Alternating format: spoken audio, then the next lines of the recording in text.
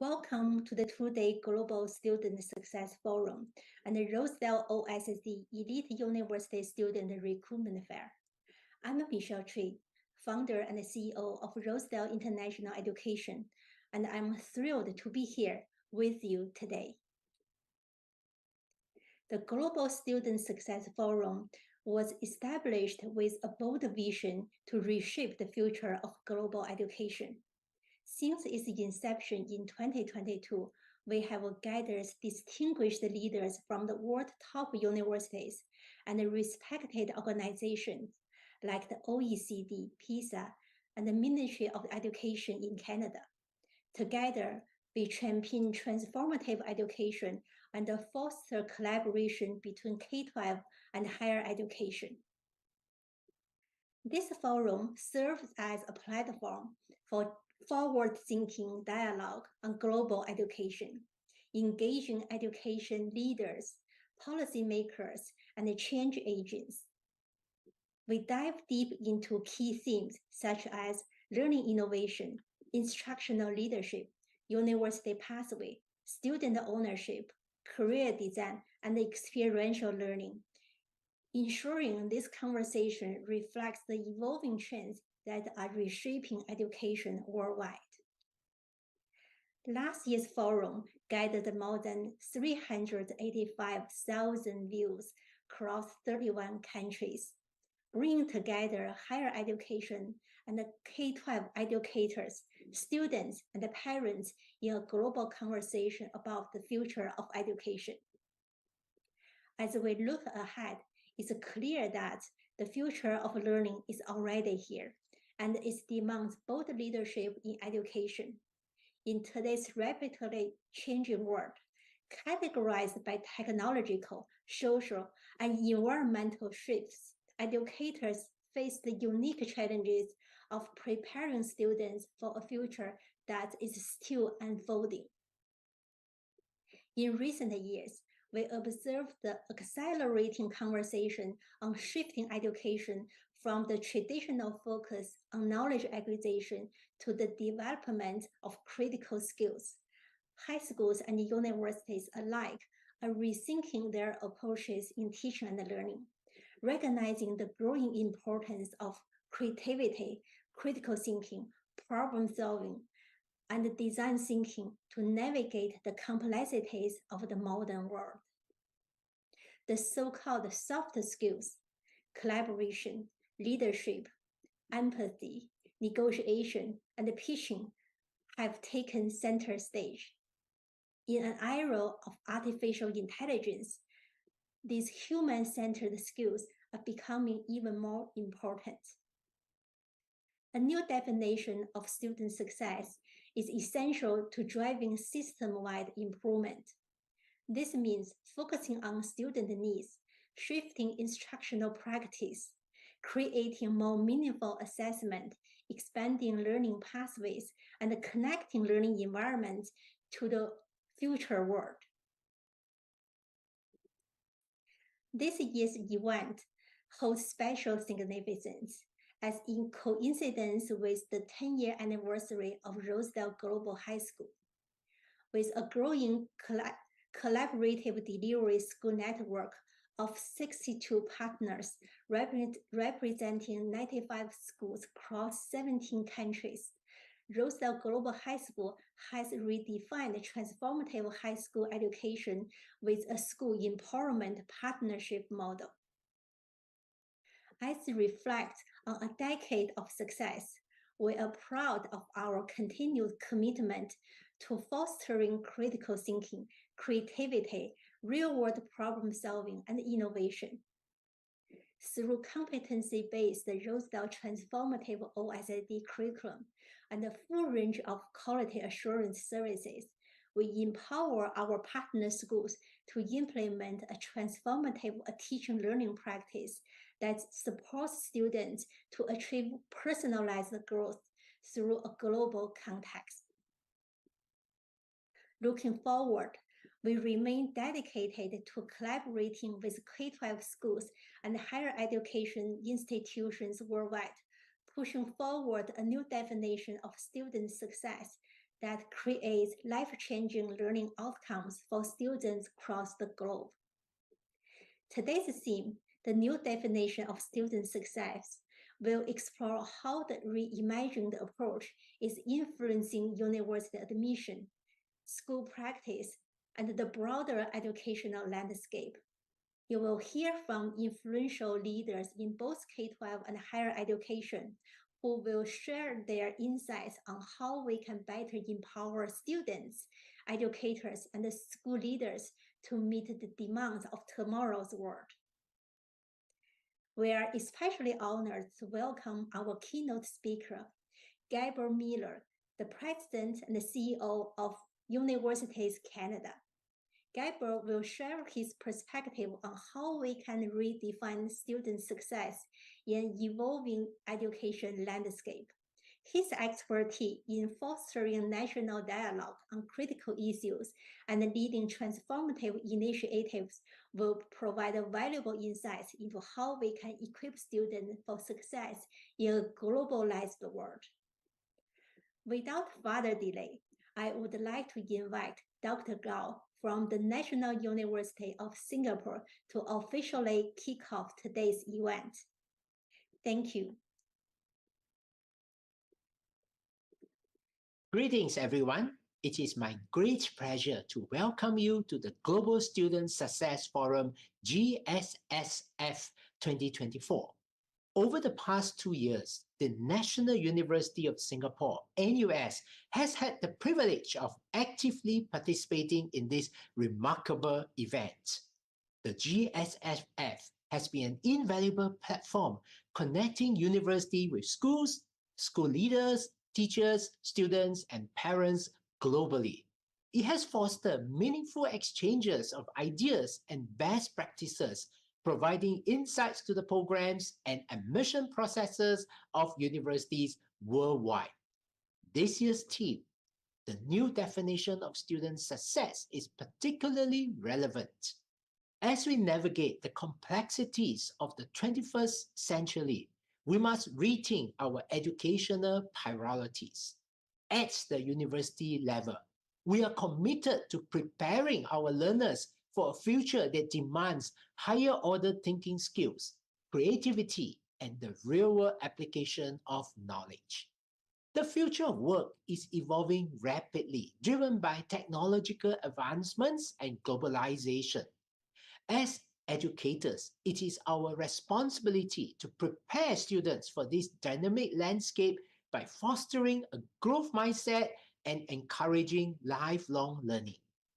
At NUS, we recognize that student success extends beyond academic achievement. Our admissions process considers the holistic development of each applicant, seeking students who demonstrate intellectual capability as well as the values of innovation, resilience, excellence, respect, and integrity. In recent years, we have transformed our curriculum to be even more flexible and student-centric, offering interdisciplinary learning at scale and global perspectives. Additionally, we emphasize holistic growth through vibrant student life and extracurricular activities, nurturing a sense of purpose and responsibility. As we embark on today's discussion, I encourage us to reflect on how we can contribute to this new vision of student success. Let us share insights and collaborate to create an educational experience that supports the development of well-rounded, capable, and compassionate individuals. I wish the GSSF 2024 great success, and I look forward to the enriching conversations ahead. Thank you. Good morning, and thank you for having me today. My name is Gabriel Miller, and I am the President and CEO of Universities Canada. Before we begin, I'd like to acknowledge that I'm speaking to you from the traditional, unceded territory of the Algonquin Anishinaabe Nation. I extend my respect to all First Nations, Inuit, and Métis peoples for their valuable contributions to this land, both past and present. It's an honor to be here to talk about something we all care deeply about, the future of our young people and how Canadian universities are setting them up for success. In a rapidly evolving world, the role of post-secondary education has never been more critical in shaping the path forward. We know that a university education opens doors. Statistics show that individuals with a university degree earn significantly more over their lifetime than those without a post-secondary education. In Canada, graduates with a bachelor's degree earn, on average, 24% more than the national average. And that's not just a number. It represents greater opportunities, increased financial security, and a more prosperous future. But a university education is not only about earning more, it's about learning more.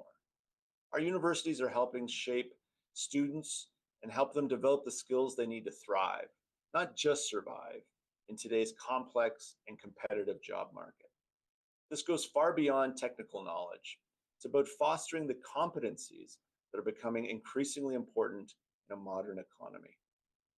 The diversity of students that universities serve today is also greater than ever before.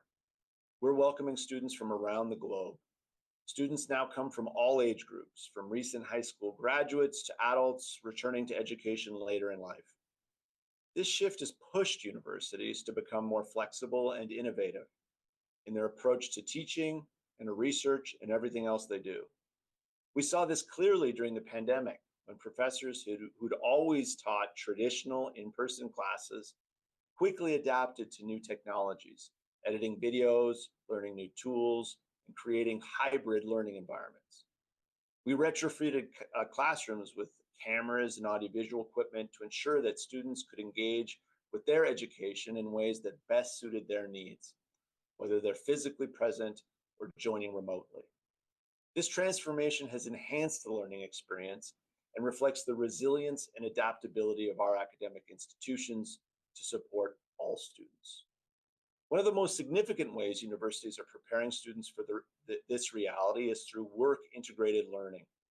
Co-op programs, internships, practicums, and applied research projects are becoming staples in post-secondary education across Canada. This practical experience is invaluable. It allows students to take what they've learned in the classroom and apply it in real-world situations. It gives them the chance to work with professionals, face real challenges, and gain the confidence that comes from knowing they can handle the demands of a modern workplace. Take the University of Waterloo, which is renowned for its co-op programs. Students graduate with up to 2 years of experience under their belts, and many of them have job offers before they even receive their diploma. Simon Fraser University's cooperative education program provides students with hands-on work experience related to their field of study. The program allows students to alternate between academic semesters and paid work terms, giving them practical experience in sectors such as technology, business, health sciences, and the arts. A particularly distinctive aspect of Simon Fraser University's program is its emphasis on international co-op opportunities, where students can work abroad and gain global industry exposure. This not only enhances their professional skills, but also broadens their understanding of diverse work cultures, giving them a competitive edge in a global economy. This model works, and numerous other universities across the country are offering similar opportunities.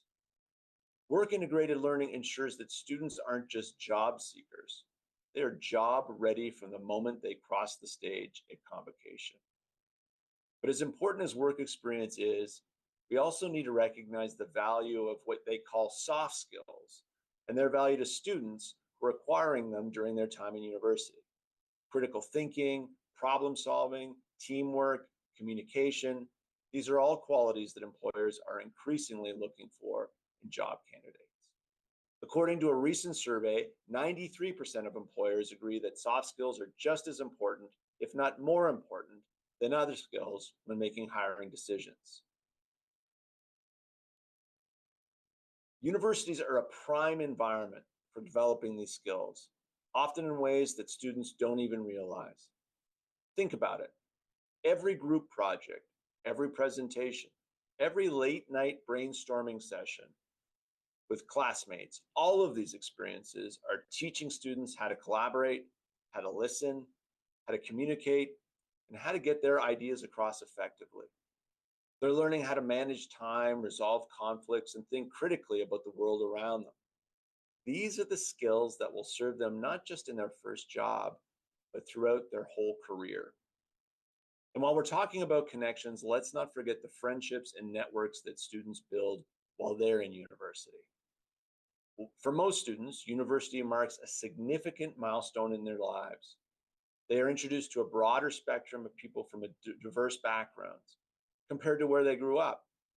It's a really key opportunity to learn how to connect with individuals from different places and cultures, a necessity that's only increasing as our universities become more diverse. One of the greatest benefits of having international students on campus is that it allows us and our students to be immersed in global learning, gaining insights about the entire world without having to leave their own university community.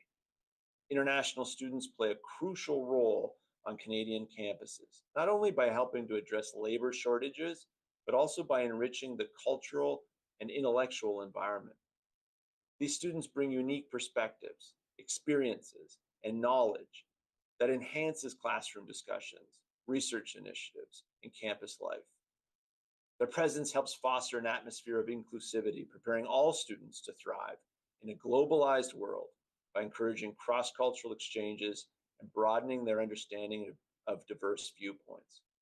This diversity enriches the learning environment, making it more dynamic and reflective of the interconnected world we live in. International students are key contributors to the Canadian labor market. With many industries experiencing talent shortages, international students provide a valuable pool of highly skilled professionals ready to contribute to sectors like healthcare, technology, and engineering. Their skills not only help to fill immediate labor gaps, but also drive innovation and economic growth in Canada. By welcoming international students, Canadian universities are not only meeting labor market demands, but also building stronger, more diverse communities that benefit our entire society. The relationships we build in university often turn into professional connections that can last a lifetime. It's not uncommon to hear of a classmate becoming a future colleague or a university friend becoming a business partner.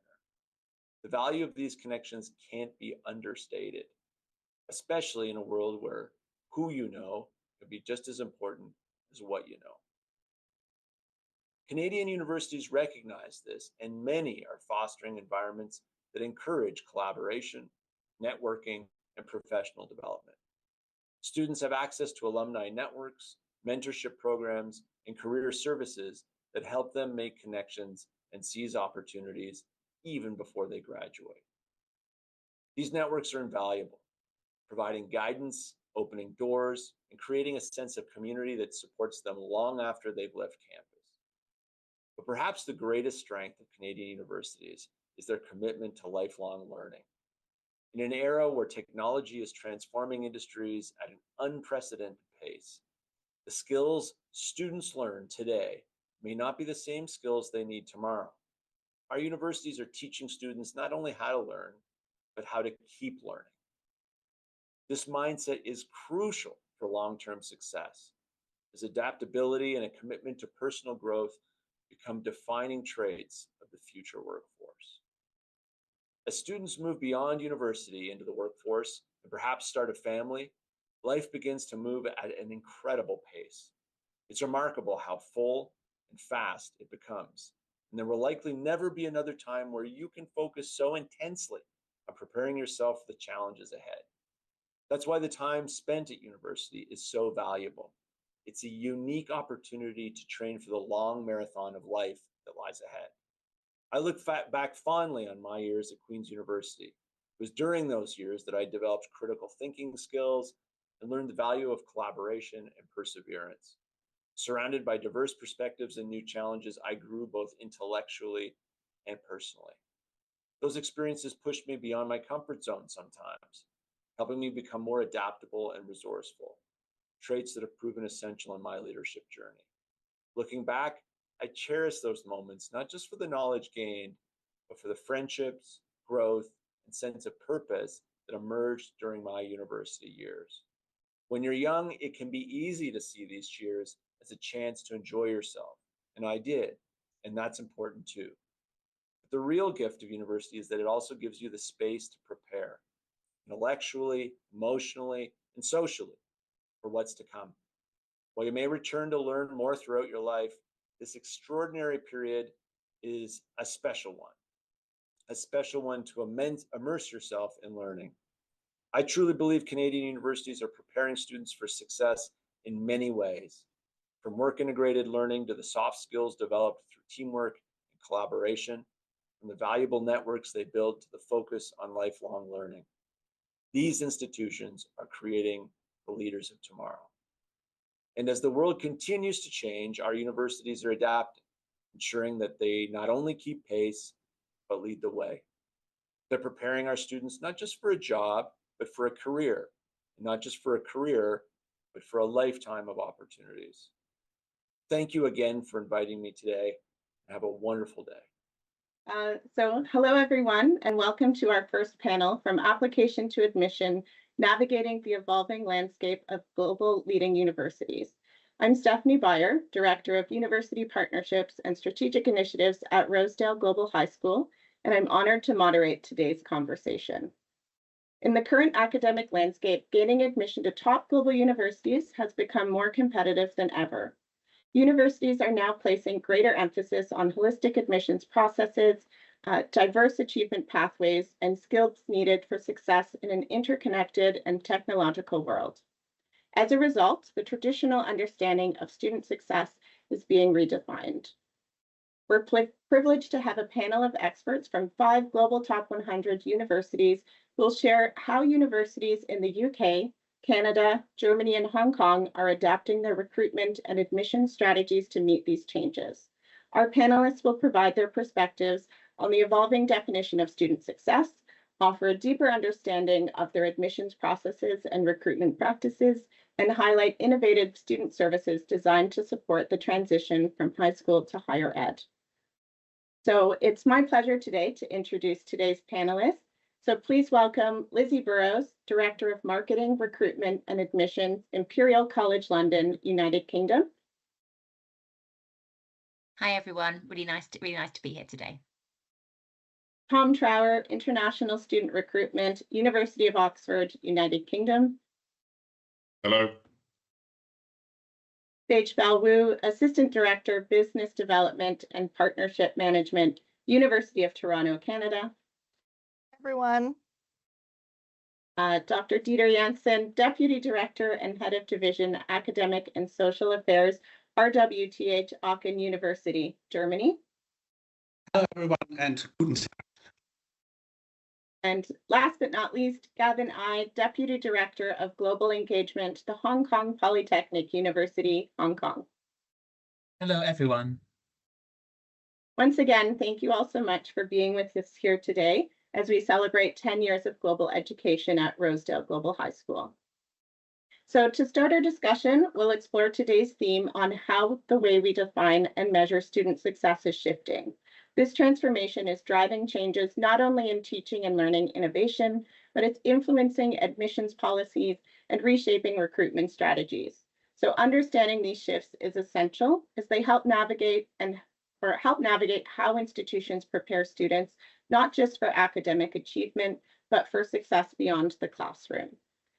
So reflecting on this, I'd like to ask each of our panelists to share how the definition of student success has evolved at their institutions in recent years and how these changes have influenced their approach to recruitment and admissions. And I'll ask that each of you provide an example of a new strategy or program or perhaps initiative that demonstrate this shift.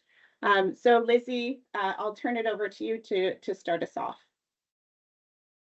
Great, thank you very much, everybody. So I think, student success has really changed over the last decade or so. And I think historically, and still, to a point, people think about student success in terms of how you are recognised in world rankings and and how you score in various league tables. And whilst Imperial has some very good league table positions, currently second in the world in the QS World University Rankings and first in the UK and Europe.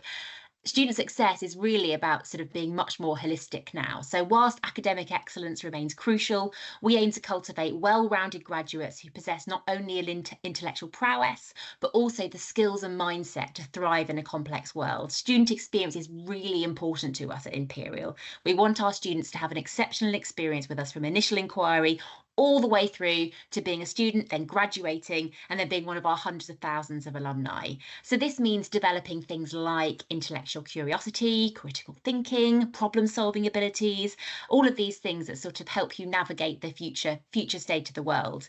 And some of that's including academic resilience, commitment to lifelong learning, innovation and entrepreneurial mindset.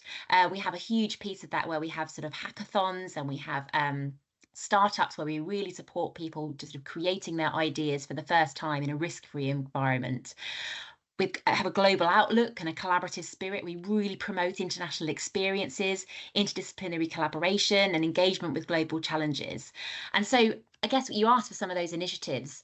One of those is we've really looked at our degree offerings. So our latest undergraduate programme is our Economics, Finance and Data Science programme, which is designed to equip students with skills and knowledge to tackle real-world problems using data-driven solutions and mathematical modelling.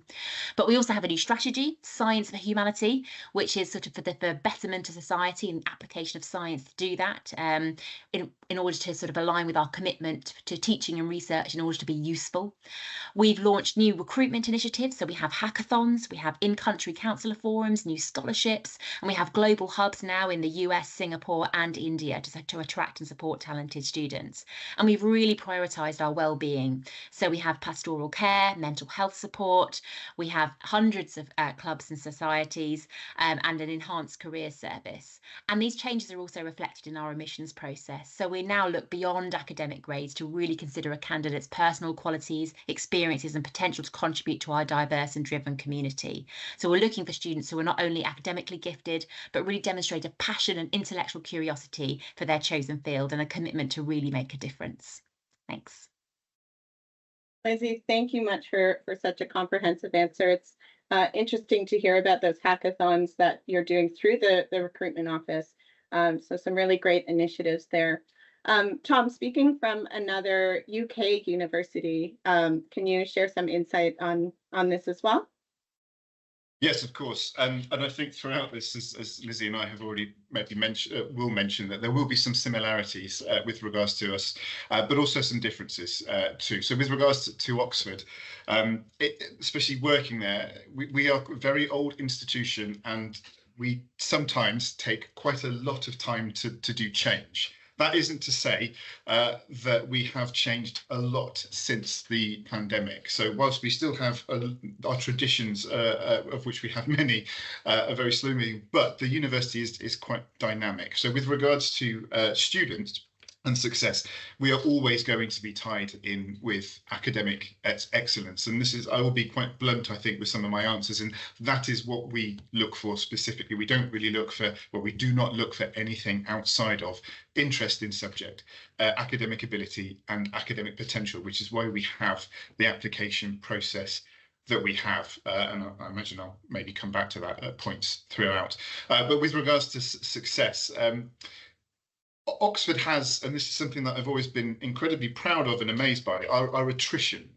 So our attrition rates are just over 1%. That means students who fall out, essentially, don't make it through to the end of their degree. And I think the UK average is around or over 10%. So to have such a low attrition rate means that, yes, obviously we have this very intense application process that students have to go through first, but it means that we're able to go, when we give a student an offer, we are very much like, yes, we know that you should thrive at Oxford and we will give you that support on the way through, and you will get to the end of that degree with what the classification a student gets is pretty much dependent on them with the support that we can give them. But we do know that students who have an Oxford degree at the end of it have really good outcomes with regards to going into the workforce and all of those metrics that people use. 6 months after graduating, you'll be in this or whatever it is. We have those, but really it's up to the student on how they want to define their success. And we can certainly provide, well, the university does provide that vehicle to provide that success for what they want. With regards to how we changed recently, or I guess innovations, we no longer, the international student recruitment team, don't really do in-person visits anymore. We have shifted everything online. So we provide year-round monthly webinars to counsellors, schools, as well as prospective students and to parents. And we're really happy and proud with that. We've essentially cut out a vast majority of air miles pretty much to be able to provide support to students and target it throughout the year to our application process. Sorry. Thanks so much, Tom. As you said, I'm sure there'll be some similarities throughout the conversation, but also really interesting to hear some of those differences or nuances as well. So with that, I'd like to turn it over to Sage to hear a Canadian perspective. For sure. And as Tom mentioned, there will be a lot of similarities in our answers. And I would like to echo a lot of what both Lizzie and Tom have mentioned, because at the University of Toronto, student success really is defined by what the students are looking for and what skills and experiences they're hoping to get at their higher education to propel them forward after graduation. And at the University of Toronto, we offer a wide range, a fantastic selection of different opportunities, really designed to enhance that, whatever the student is looking for, and really foster that personal growth. Because our institution is world-class, we have cutting-edge facilities. If the student's looking for research, we're able to provide those opportunities. We have a very multicultural, vibrant campus community with students from all corners of the globe. Just to illustrate that, we do have a very significant student body, 77,000 undergraduate students from over 170 different countries and regions. So with that, also a wide range of different undergrad programs, over 700. So as you can imagine, there is something there for everyone. And ultimately, it boils down to what the student is looking for. And if they're looking for something, chances are we'll be able to provide them with that experience and exposure. In terms of like growth and then developing the skills and the holistic approach that Lizzie had mentioned earlier, U of T does offer innovative programs such as like co-op, experiential learning, internships, mentorship initiatives that really is designed to bridge that classroom academic learning as well as into real world experience. So I think through that, the students are able to gain those skill sets and knowledge and the lens to be able to pursue whatever it is that they define as their personal success after graduation. And we also recognize at U of T the growing interest and need for entrepreneurship and critical thinking. And we reflect this in a lot of our offerings, including more than 12 accelerators. And very, very excited to share that we generated more than 650 companies and over 10,000 jobs from these accelerators. And this really leads to the education needed to develop like our talent. These students are becoming world-leading talents. They adopt new technologies. They develop new innovative ideas. And this is really something that we want to encourage, and we hope that students can build the skills needed to have lasting connections and really become the future leaders of tomorrow. Sage, thank you so much, and thank you for building on some of those skills and sharing how students are able to develop them. With that, I'll pass it over to Dieter coming from Germany. How would you respond to this? Thank you. Actually, I'm astonished how similar we are over the continent and over the different systems. So I refrain from repeating all the things that have already been said, but I would like to make 4 points that I see as a special shift in the development of what is measured as student success. I think in the past, we've seen that student success often was you teach something, the people remember it by heart and be able to reproduce it. And this is more and more disappearing. Digitalization really puts an emphasis that this is not the skill that we need in a modern society. What we need is the competency-based ability to apply these things in real-world situations. And this is something where we have a strong focus as a University of Technology. We see the necessity that knowledge is not simply there to be a nice to have artist, but it's necessary that we can apply it in real-world situation in order to improve our work. And the second aspect that I would like to name is digital literacy. I don't think that a student today can be considered a success if this is not the case, because we are dependent on so many digital tools right now, and AI is making this development even faster. So digital literacy will play a huge role, and as a university, we need to ensure that the people are ahead and at the top of this development. Also, what's more important in Germany, especially, we have the philosophy of Humboldt, who have this character form, which Lizzie, I think, describes so perfectly. And this is now coming together with the aspect, on the one hand, we need to form the character, on the other hand, the people will have a career and they will want to succeed in their life, that they have their own goals, as Tom correctly pointed out, but we must bring these aspects together and give them the tools to be perfect, or to find the way that they want to find. The fourth aspect I would like to mention is really the international aspect, the global competence of students. We started our RWTH really means Rhenish Westphalian High School, if you translate it literally, and started out as the School of Rhineland and Westphalia, but we are very much now an international global institution. And I think students need this global international perspective. And for this reason, we need to take care also of those students who don't have the possibility to go abroad, and strengthen the internationalization at home and give them an international experience, which we, for example, do with special programs, additional certificate programs in which people can do additional module courses, exercises, language courses, in order to show that they gained this intercultural experience, even if they haven't been abroad. Thanks so much, Tutor. I'm glad you talked on some of those technological and digitization pieces, because we do have a question later on in the panel which touches a bit more on that. And Gavin, I'll pass it over to you to close this part of the discussion. Okay, so in Hong Kong, we are traditionally very unique that it is a city where East meets West. So in Hong Kong, the cultural diversity and inclusive environment is a unique nature of us. And in Hong Kong Polytechnic University, of course, we do not only focus on the excellence in research, teaching and learning, and other community services. We also emphasize on students' wide range of exposure. For example, we have ample opportunities for students' participation in service learning, in which they can apply what they have learned in their classes or research to benefit the mankind of Hong Kong or Asia or the world. So we have a lot of opportunities as well for their global perspectives. We have a good student exchange program, and also we have a global internship opportunity for our students.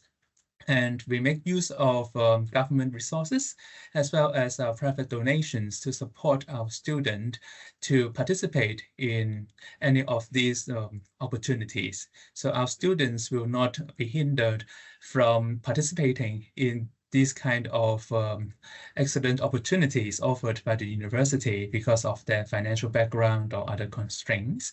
So the university is highly supportive to that. We have talked about a lot of soft skills, transformative skills. So when PolyU is looking at our admittees, we traditionally, of course, we look at the English language proficiency, how well they do academically, but we also look at the students' talents in other aspects. So we have developed a scheme we call STARS, that is in phone, it is called Special Talents Admission and Recognition Scheme. So through this scheme, we look at students in the perspectives of sports, arts and culture, leadership, community services, and their involvement in STEM-related initiatives, so that students will have the opportunity to get admitted to the university if they perform well in any of these aspects. So this is a very quick sharing of how PolyU look at student success, and our admission process have been shaped accordingly. Thank you so much, Graven. It's great to hear about that support from the university in terms of ensuring accessibility and inclusion in some of those initiatives. So thanks so much. I think these contributions really highlight that how some of these changes and the shift in student success are really shaping the future of higher education. So in the next part of the discussion, we'd like to explore each institution's unique approach to admissions and recruitment and student success with panelist-specific questions. So this will help get a better sense of how these broader trends are being put directly into practice at leading universities. So let's hear, or we'll start by hearing from one of our panelists in the UK. So Lizzie, Imperial College London stands as one of the world's most prestigious institutions, known globally for its cutting-edge research and leadership in science, technology, engineering, and business. As a top destination for students worldwide, it continues to set a standard for academic excellence. So we understand that for some of the courses and programs at Imperial, there's additional selection processes such as tests and interviews. Can you talk briefly a bit about this? Thank you, Steph. And yes, I couldn't have put it better myself. That sounds like a very nice thing to say about Imperial. But we are very fortunate to receive a huge number, thousands of really brilliant, high caliber, talented students from all over the world. And I'm sure that I speak for Oxford there as well, where we are just so blessed to be able to receive the volume of applications we do. And so what's important is being able to make fair and transparent decisions, and making sure that the very best and the most talented do get access to study at somewhere like Imperial. Now, you probably know, but sort of generally with UK universities, you apply via ucas.com generally if you're applying to a UK institution. And so there's a few things you have to put in generally, like your predicted grades, your achievements so far. There's a personal statement where you sort of talk about your commitment to that subject area, and there's an academic reference. Now, what we're saying with some of our subjects at Imperial is that that's not quite enough for us, because there are so many talented students all sort of providing the same level of qualifications to us that we want to be able to differentiate. So we have interviewed and tested for a number of years now, particularly, for example, medicine, where we have the UCAT, and that's the same for a number of medical schools in the UK. But this year is different for us. We're introducing 2 new tests. We've gone into partnership with the University of Cambridge. And there are 2 new tests. One is called the ESAT, which is the Engineering Science Admissions Test, and the other is called the TAMUA, which is the test for maths for university admissions. And we have LSE, London School of Economics, Warwick, and Durham also using those tests. And the intention is that as we go through the years, or certainly my intention is that more universities will use this test. So you only have to sit one test for multiple universities, so that there isn't that sort of undue pressure on the candidate. So those tests, please do go online. You can Google ESAT or TAMUA on any search engine, and you'll be able to find the timings and how to register for these tests, etc. But what that does is it enables us to also put a sort of fair, transparent guiding line across that. So no matter your qualification, no matter which country you're coming from, there's a fair sort of test that we can assess candidates. We can have a benchmark and then decide who to interview after that for some of our more competitive subjects. And that allows us then to sort of have the sort of hard benchmark, but also with an interview be able to evaluate students' sort of hard and soft skills and their academic motivation, communication, suitability for the programme, etc. And of course, that's a two-way street, because it's an opportunity for applicants to learn more about the course and ask questions too. So what we want to do is have the most fair and most transparent way of sort of truly attracting students from across the world. Thanks, Lizzie. Speaking about the number of applications, I know the UK is one of Rosedale's top destinations for Rosedale graduates. They actually received over 2,000 offers to UK universities this year. with 3 students receiving offers from Imperial. So we're very proud of those students. Do you have any advice to offer students or parents or school counselors to help them prepare for those applications? Yeah, of course. And, I think some of this can be sort of attributed to the UK as well, is that UK institutions may be different to other countries, although we'll hear from other panel members, is that we're sort of unashamedly academic and course specific. So when we're looking at things like the personal statement and the academic reference, we're looking for that true intellectual curiosity into that subject area. So when you're thinking about sort of super curricular activities or extracurricular activities, just make sure that when you're thinking about those, think about how they relate to the course that you're applying to, and sort of make sure that that's what you're writing down. So whilst we're all very proud that you might be able to swim across a swimming pool, that's lovely, but if it doesn't relate to physics in some way, for example, then it's maybe a waste of a line in your personal statement. So really think about that link, point, example, explain when you're doing a personal statement. The tests, there are for the ESAT and the TIMUA, there's lots of practice papers available online, so you can go and have a look at the sort of questions that would be asked. You don't need to revise for them per se. It should be material that you've already covered, but that will be sort of a good gateway in. So I think really focus on that personal statement and just make sure it is UK specific. And something else to say is that personal statement, it's for all 5 institutions or courses that you will apply for. And we get that. We understand that you're going to apply to other universities other than Imperial. So just make sure that you're, again, really focusing on that course and what truly inspires you and how you've gone above and beyond the curriculum to really show that motivation and commitment. Thank you so much, Lizzie. That's some great advice. So let's turn it over to Tom from Oxford. Oxford is a world-leading center of learning, teaching, and research, and the oldest university in the English-speaking world. In 2023, and building a bit on that theme of the number of applications, Oxford received more than 23,000 applications from 160 countries for just 3,300 undergrad places. So really highlighting the university's competitive admissions rate. So Tom, given the highly competitive admissions to Oxford, what specific academic qualities or experiences make an applicant stand out? And also beyond academics, I know you touched a bit on this earlier, so it'll be interesting to hear more in depth. What non-academic experiences or personal qualities, if any, can help distinguish an applicant in such a competitive pool? Yes, I'm going to have to fire the bluntless alarm off now. Thank you, Steph. So the answer to that very short answer to that second part of the question is nothing, really. So non-academic and non-academic experiences that set someone apart, it doesn't come into our thinking. The longer answer is, and Steph kind of touched on this, which is good. So sorry, Lizzie touched on this, so I can say what Lizzie said, but I'll go further. There are extracurricular activities in the UK, from a UK perspective, that is running, jumping, climbing trees, that's volunteering on the weekend, it's Duke of Edinburgh. These are all fantastic things to do as a young person to build character, gain experiences, get social capital, cultural capital. Fantastic, really, really good.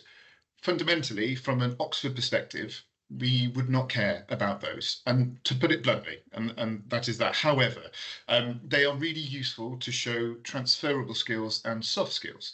So studying at Oxford is an intense academic environment. You're looking at 40 hours plus a week, very short terms. Having determination and commitment and resilience, which you may have got from volunteering every weekend for the past 3 years, or being the school captain and whatever this is, that's useful. It doesn't come into our thinking with regards to an offer, but it certainly helps us build a picture. With regards to what we do want, is academic ability, academic potential, and interest in the subject at hand. So both us and Imperial, what Lizzie was talking about there, with regards to our application processes, we will have interviews for every student. You can only get an offer if you have attended an interview. There may also be an admissions test. You may also need to provide written work. You will also have to do via a UCAS application, a personal statement, and have an academic reference, and have predicted grades or grades you've already done. We need to have that academic ability So that's the grade you have now. And the academic potential we can see through admissions test and also the interview. The interview is for us a mock tutorial. A tutorial is how students will be learning when they're at Oxford. So that is with an expert on the topic and then 1 or 2, potentially 3 students. So that is what we're looking for there. With regards to the types of activities, they are super curricular. So academic in focus, but outside of normal schooling. That can be anything. There is no magic or silver bullet with regards to what book should I read? Should I do this? It can be anything. It can be a YouTube video on something. It could be shadowing somebody in their workplace. As long as, and Lizzie touched on this as well, with regards to reflection, if that academic reflection is there on, oh, I did this and it made me want to do this, that is fantastic. That's what we're looking for, because it's academic curiosity, and that's what we want. Academic ability, academic potential, and interest in the subject. Thanks so much, Tom, and I appreciate your direct answers there as well. So shifting over from admissions, I guess it's important to understand the admissions processes, but it's also essential for students to consider how they're going to thrive in different environments. And I think Tom and Lizzie, you're both looking for that in terms of student interest and how they'll succeed. So success often requires more than academic excellence once students are admitted to universities, and understanding what qualities are valued can really help applicants better prepare for the challenges and opportunities ahead. So Sage, the University of Toronto is one of the world's leading research-intensive universities and the highest ranked institution in Canada, renowned for its rigorous academic environment. Also proud to share that this year, 268 Rosedale students were accepted into U of T, demonstrating its strong appeal to students from all over the world. So Sage, could you shed some light on the student and academic culture at the University of Toronto, and perhaps talk a bit about what kind of student thrives in this environment? For sure. So it's actually very interesting here at the University of Toronto, because at the admission stage, my answer is going to actually be very similar to Tom's, where we are focusing on student academic history, their academic abilities, and being able to demonstrate that they're able to thrive in a very, very challenging and demanding academic environment here at the University of Toronto. But as mentioned earlier, we do have a very significant student body, and just last year, we admitted over 17,000 full-time students for our first entry undergraduate program. So very, very diverse, a very international community.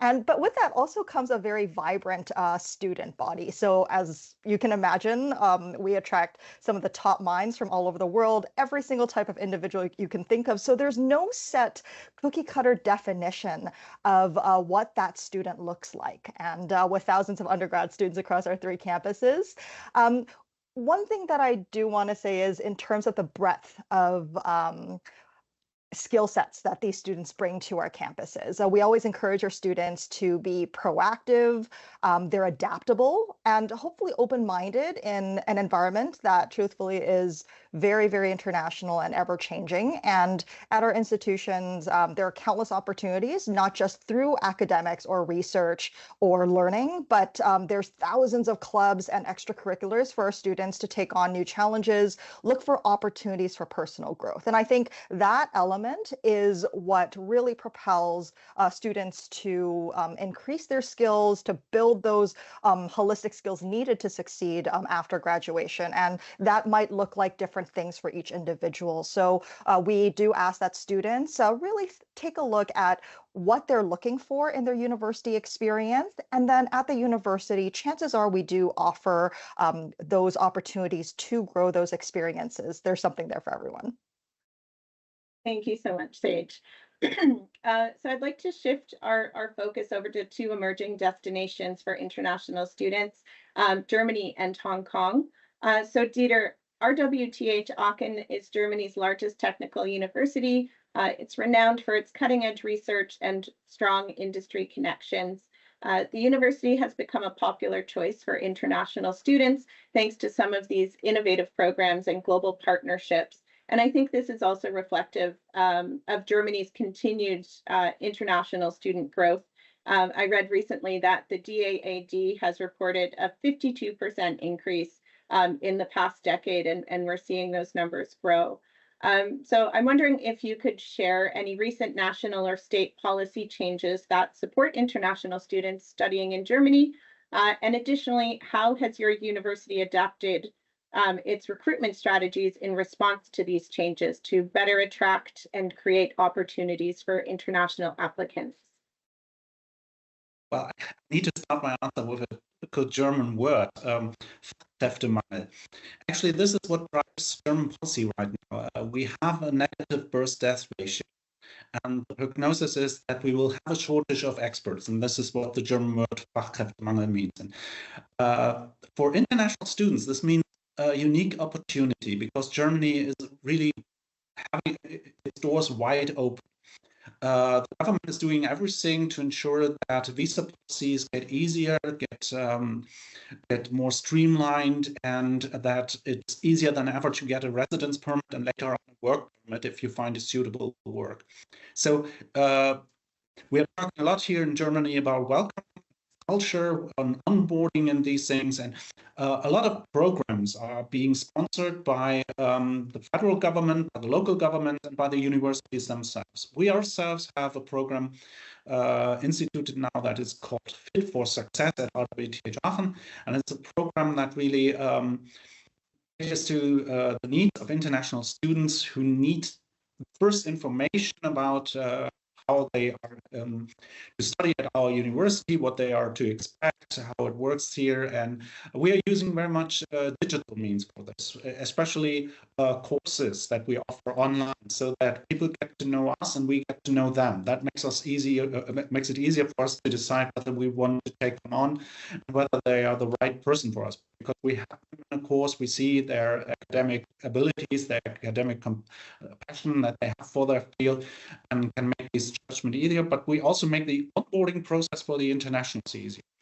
Germany, of course, has an obstacle for international students, the language. Our undergraduate programs are completely in German. There's no undergraduate program in English so far, but our master's programs are in English. So we need to have a special help for international students who come to us and to give them language courses, to give them time to come to really find their way into our system, which can sometimes differ from other systems. However, all the help is there now. We have instituted this program. We have very positive experiences, and I can only wrap this up with once more. Germany's doors are wide open. It's a unique opportunity, and it's worth a look. Thank you so much, Dieter, for shedding light on some of those changes in Germany. So with that, I'd like to hear from Hong Kong. So Gavin, the Hong Kong Polytechnic University is a world-class institution. It's focused on innovation, social responsibility, and interdisciplinary research. Like Germany, Hong Kong is also seeing an increase in international student numbers, in part driven by some new government policies. So Gavin, could you discuss a bit about the recent policies introduced by the Hong Kong government that support international students? And additionally, how are universities like PolyU adapting their recruitment strategies to take advantage of these changes? And what specific countries are being targeted in these efforts? Sure. So as you have rightly pointed out, the Hong Kong government has relaxed the cap of the non-local or undergraduate population of the public universities of Hong Kong by a double, from 20% to 40% starting from this academic year. So as PolyU is one of the 8 publicly funded universities in Hong Kong, our quota of admissions and the combination of students is regulated by the government regulations. So this good news of doubling the intake quota of non-Hong Kong local students reflect a sharp increase of the possible admittees of our university who are recruited from globally. So in PolyU's case, we want to diversify our student population. This is not only to, for the sake of diversity, but it is also one of our educational mission, that is to allow our students to have the internationalization on campus, even if the students do not go out to have, for example, student exchange programs. They will have the opportunity to live with their folks from all over the world in the student hostel, or they will participate in learning or research on campus. So even if they are in Hong Kong in our campus, they will have the opportunity to interact with students from different backgrounds. Our medium of instruction is English, so students do not need to know any Cantonese or Putonghua in order to study with us in Hong Kong. If you ask about our focus of the targeted countries to recruit students, I would say that we target students from all over the world, where students speak good English.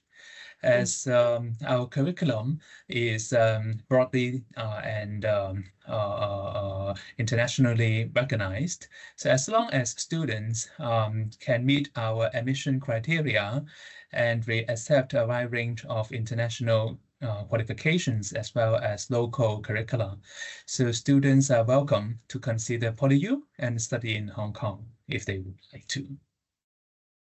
Thank you so much, Gavin. I think some of those insights and hearing about those initiatives from the Hong Kong government helps to provide an understanding of the overall appeal of Hong Kong as a study destination. So thank you. So thank you to everyone so far for their contributions. I'd like to shift our focus to a bit more of a broader discussion that addresses some common questions. One of Rosedale's key objectives is to support students as they transition from high school to higher education, and many students and their families are eager to understand how this support continues at the post-secondary level. So with that in mind, I'd like to ask Dieter, Gavin, and Tom, what unique support systems or programs does your university offer to help international students transition successfully, both academically and socially? So Dieter, I'll turn it over to you to start us off.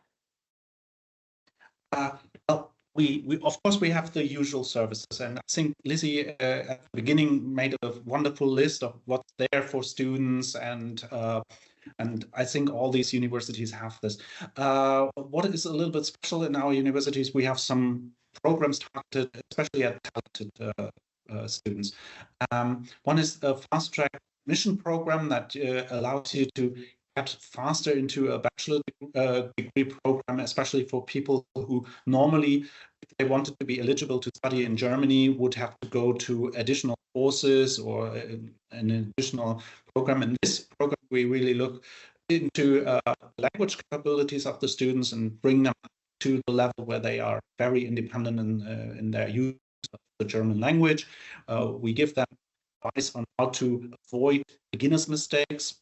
Our experience is if you have a head start in your studies, then the rest is rather not really easy, but it is easier than normal.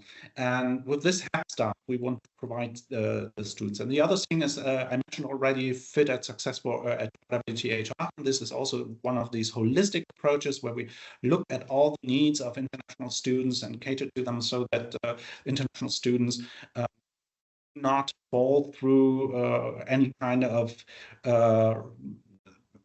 system in which was established with an eye to the local students, but not to the international. The international gap is special in terms of where they have their needs and get the support that they have. And I could now start with at the beginning. It's the outreach programs that we have, the preparatory courses, the counseling service. But actually, I guess I don't need to give you the full list of these services once more. But just stop with the remark. There are these special programs, and I would invite people really to get informed, to contact us, to talk with us, to give us an idea about their specific situation, and then we will advise them in which direction these programs for them lie. Wonderful. Thank you so much. Gavin, over to you. Are there any a specific program or initiative at PolyU to support this? Yes, so I will highlight two examples here. The first one is that we have a cultural ambassador scheme.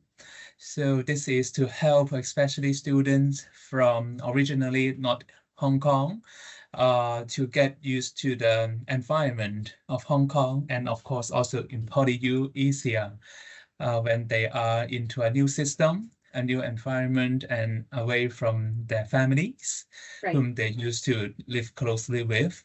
So this ambassador scheme can let students have the opportunity to mingle with students from different cultures, as well as the students will have the opportunity to be the ambassadors themselves, so that they will have more chance to interact with students both locally from Hong Kong and from different parts of the world.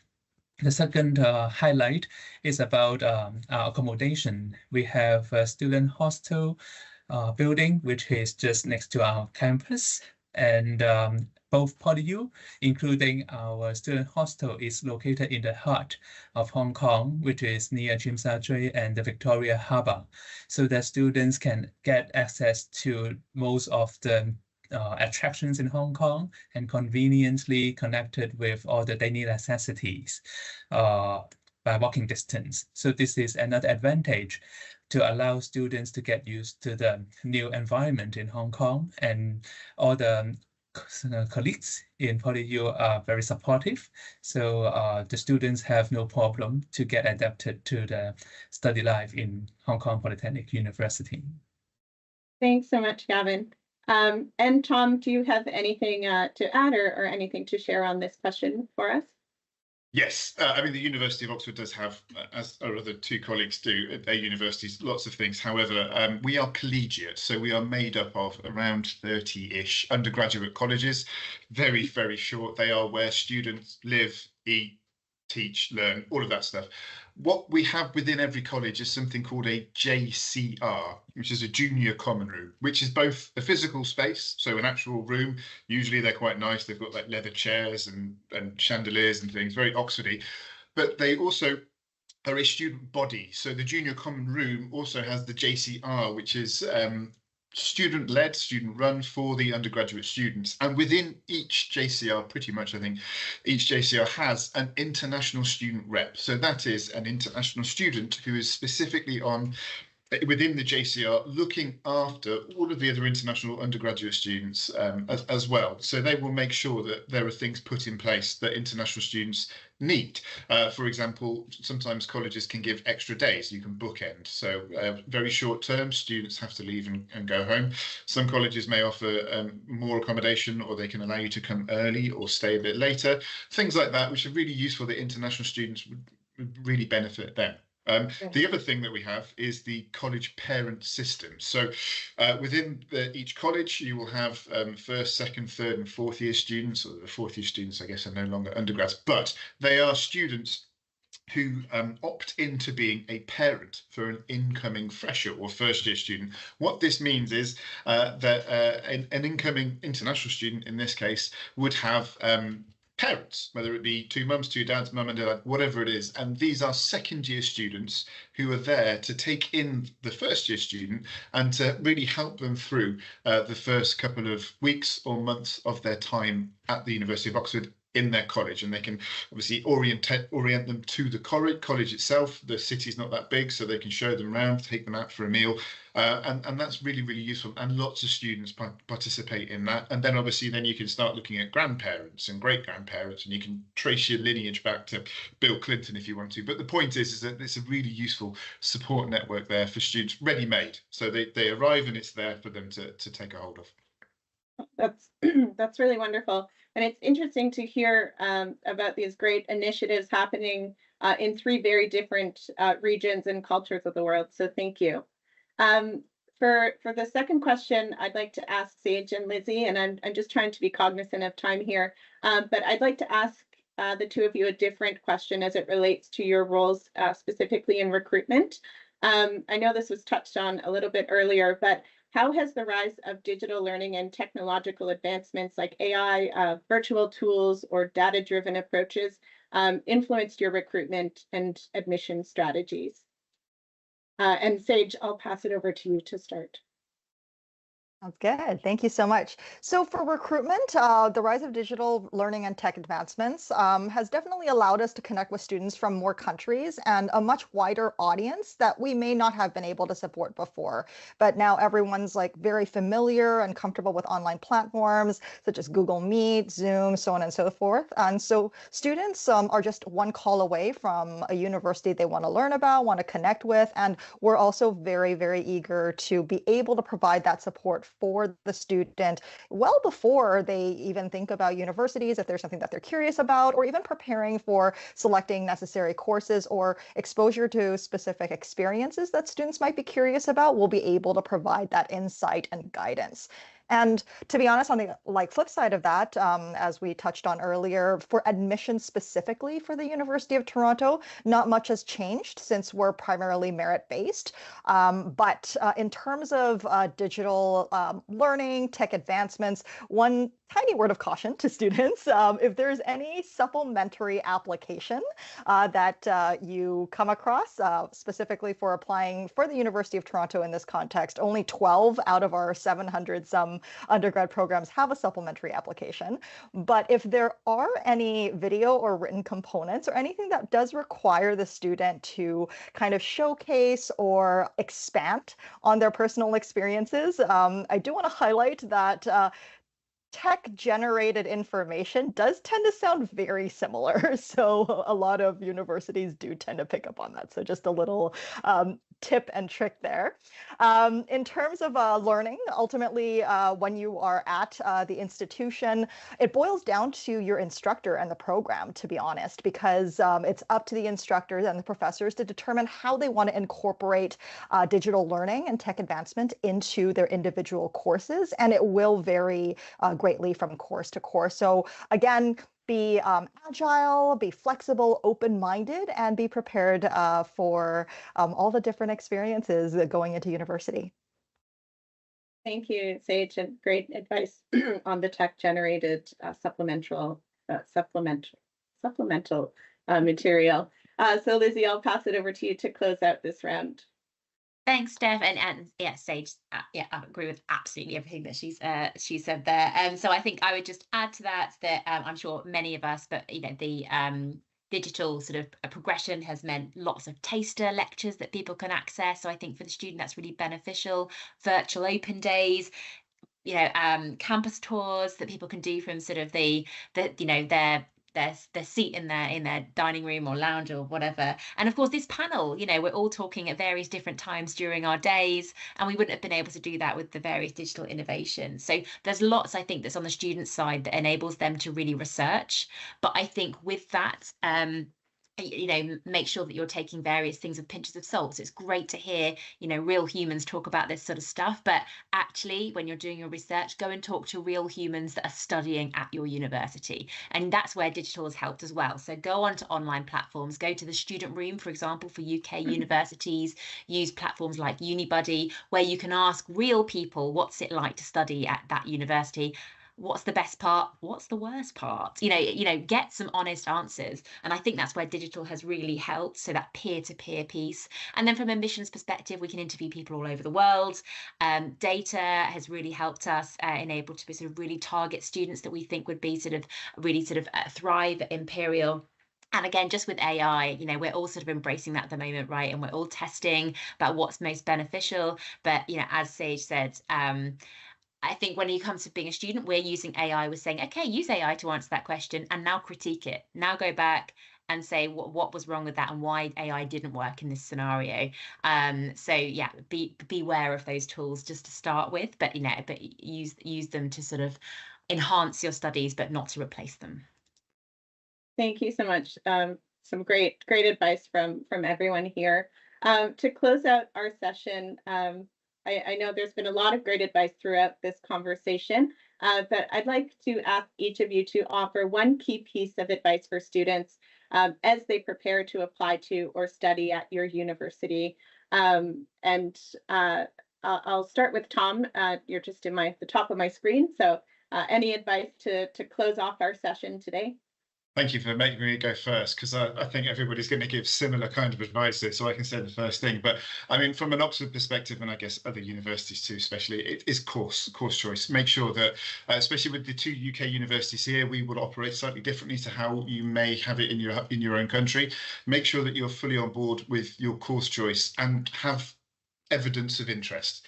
Not lots, it doesn't have to be lots and lots and lots, as long as you've got 2 or 3 really quality nuggets of showing that interest in the course. That's what we want. We want to see where that spark comes from and how you show that interest. Thanks, Tom. And Gavin? If you are considering to study in Hong Kong and also Polytechnic University, there are 2 highlights for you from me here. Number 1 is that you can look at the cost of the tuition. In Hong Kong, although we provide a world-class education and widely recognized degrees, but our tuition fee and the relevant living costs are comparatively lower than many parts in the world. So this is a tip for you. And another highlight is that we have an early round application deadline, which is on November 19th, as we have a number of applications every year.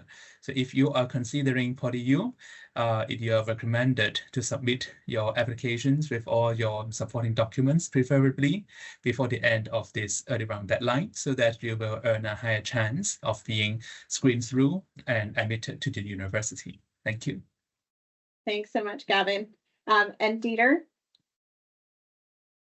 Tom said correctly that being pressed an advantage, he could make the point already.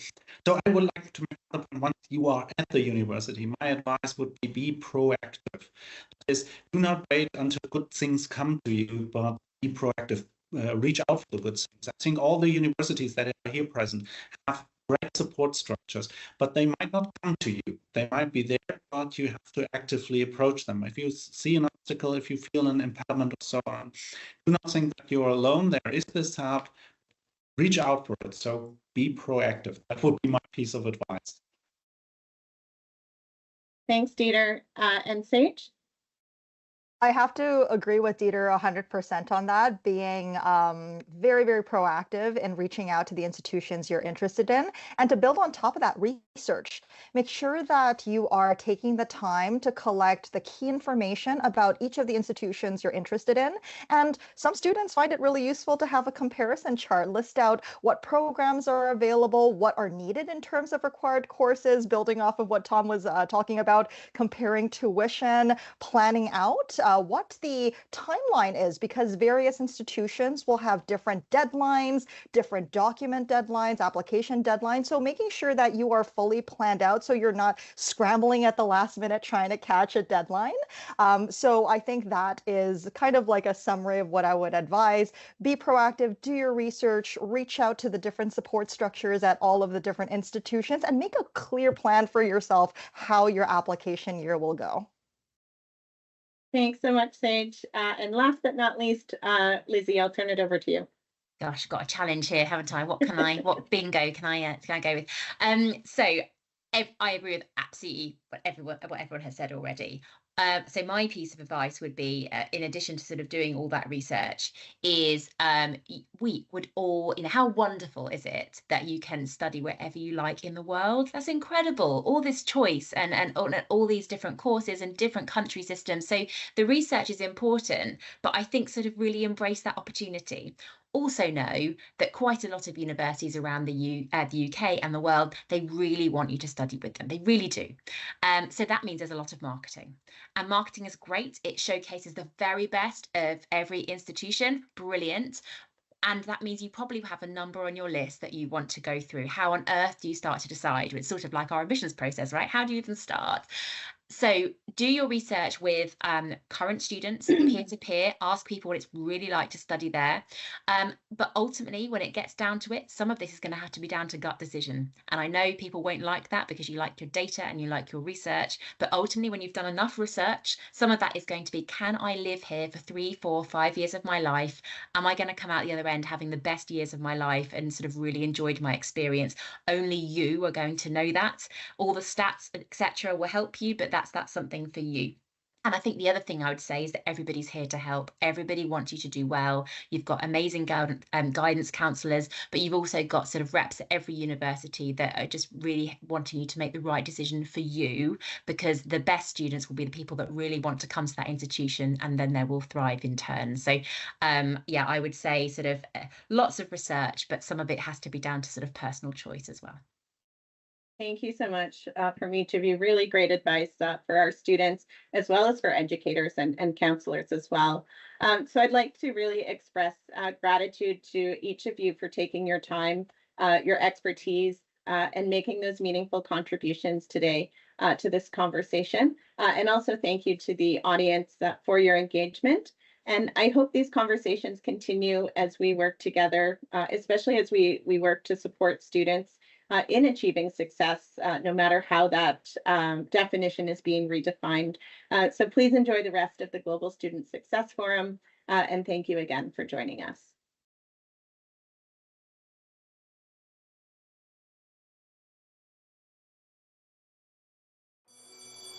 The ability to evolve is a must in today's education landscape. With outdated educational systems, lack of teacher support, and improper academic resources, the shift towards transformative education is inevitable. At Rosedale, we believe globalized education works best when teaching, learning, and assessments are collaborative and holistic, empowering schools to prioritize transformative education in a way that meets faculty needs and ensures life-changing student outcomes.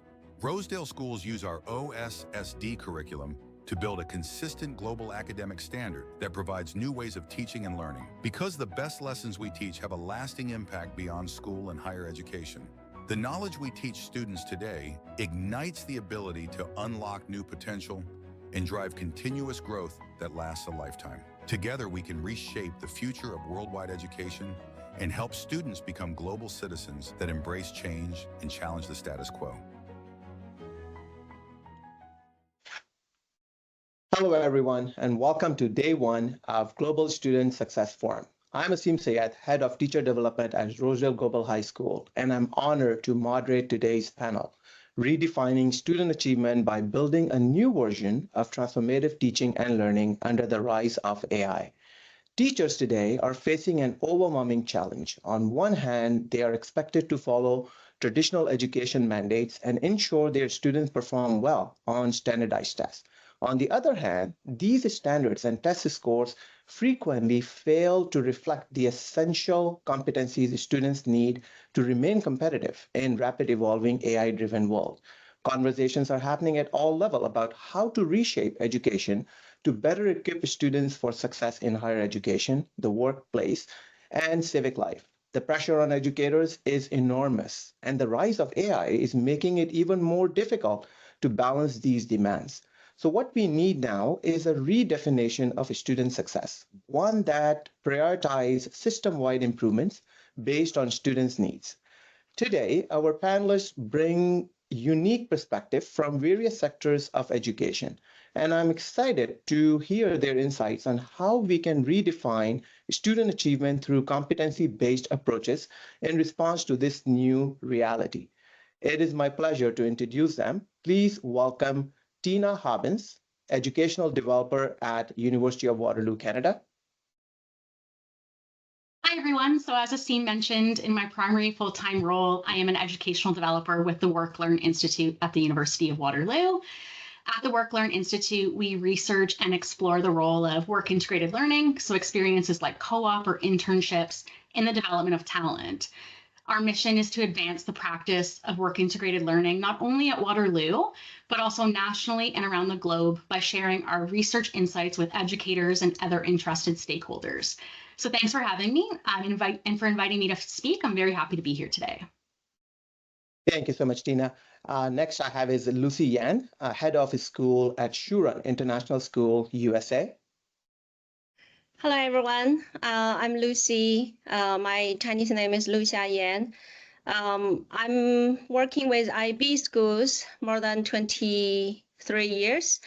I have been taking the roles as IB literature and Mandarin teacher, also the examiner workshop leader to train the teachers. Also, I'm the IB chair for the IB schools who want to authorize to IB.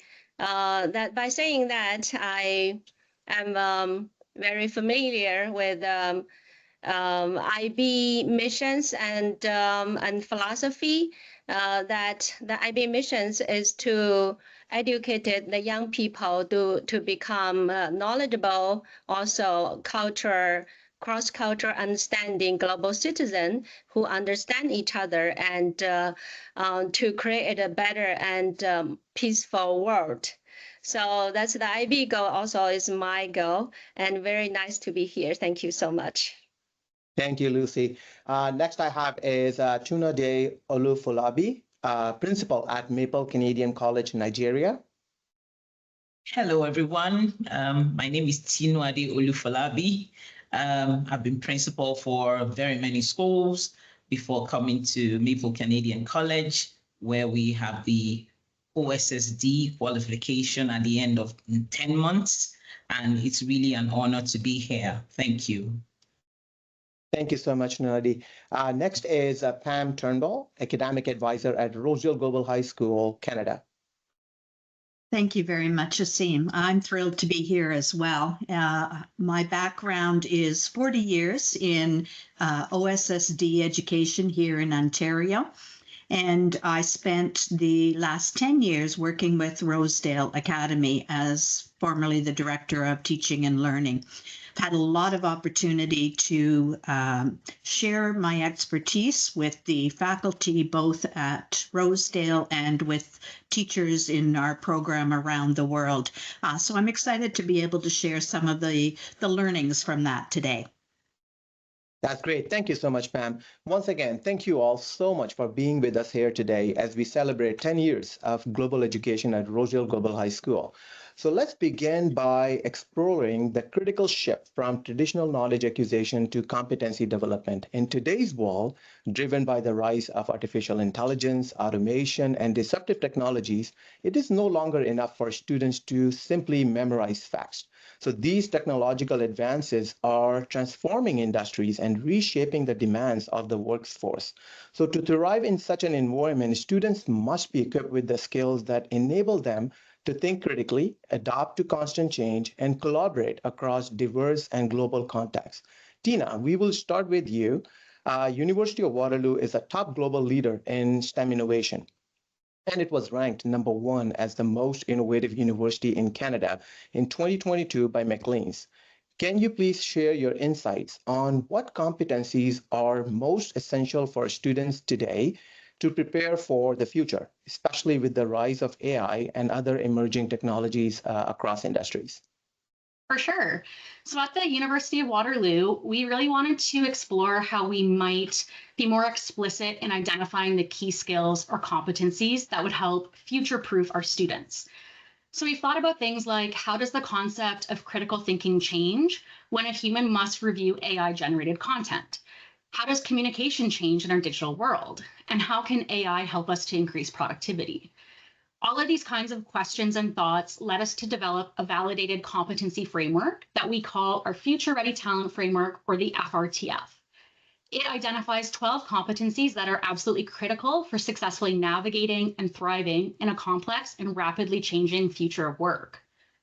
Some of the 12 competencies that appear in the FRTF have always been critical for success in the workplace, so things like communication or collaboration. But at Waterloo, we look at those competencies in the context of the future of work.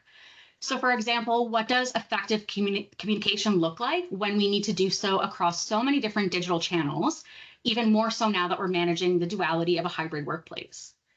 We also highlight a few competencies that not all of us may have, but that we're all going to need. And those include things like information and data literacy, so that ability to sort through, judge, and make meaning of the information overload in our day-to-day lives.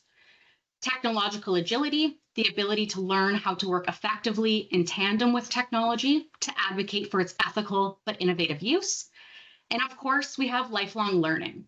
Lifelong learning is actually one of my favorites to chat about.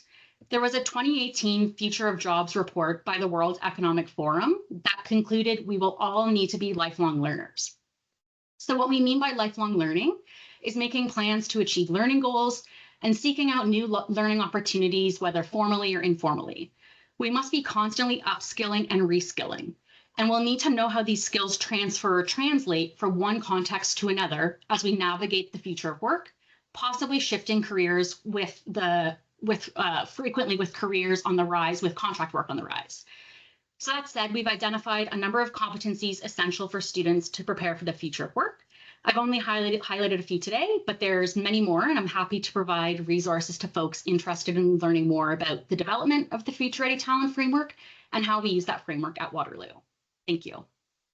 Thank you so much, Tina, for your insight. Now let's explore how different curricula approach competency development. Lucy, from your perspective in IB curriculum, could you please share with us IB's approach to foster competency development, and how is IB's approach differ from traditional knowledge acquisition focused curriculums? Thank you. So I would say there are many characteristics for IB, but I will highlight three. That is critical thinking, intercultural understanding, and inquiry based. So that's the three characters of IB. And what's the difference between IB and traditional education? Because I have been through the traditional education, but my students and my children, they all went through the IB education. I would say the main difference is critical thinking, because IB encouraged the students to inquiry by themselves, to have their own voice, choice, and also have their leadership in terms of learning. We always encourage students to ask questions and explore and do the research, and also have their conclusion by presentation or read essay, to have those skills to represent their ideas critically, also creatively. And it's very interesting that my school, we just had a workshop with our parents, and we did a research. I would like to share a little briefly to share about the result. The survey is what are your hopes for your children's educational achievements? So it's very interesting that the first one is problem solving and creative thinking, and the second one is resilience, and the third one is self-management, and fourth is communication, and sixth is global awareness and cross-cultural understanding. The last one is achieve good grade and the test scores. So that means IB always emphasize we are learning community, that including teachers, students, staff, and also parents. Yeah, so thank you so much. That's my brief introduction.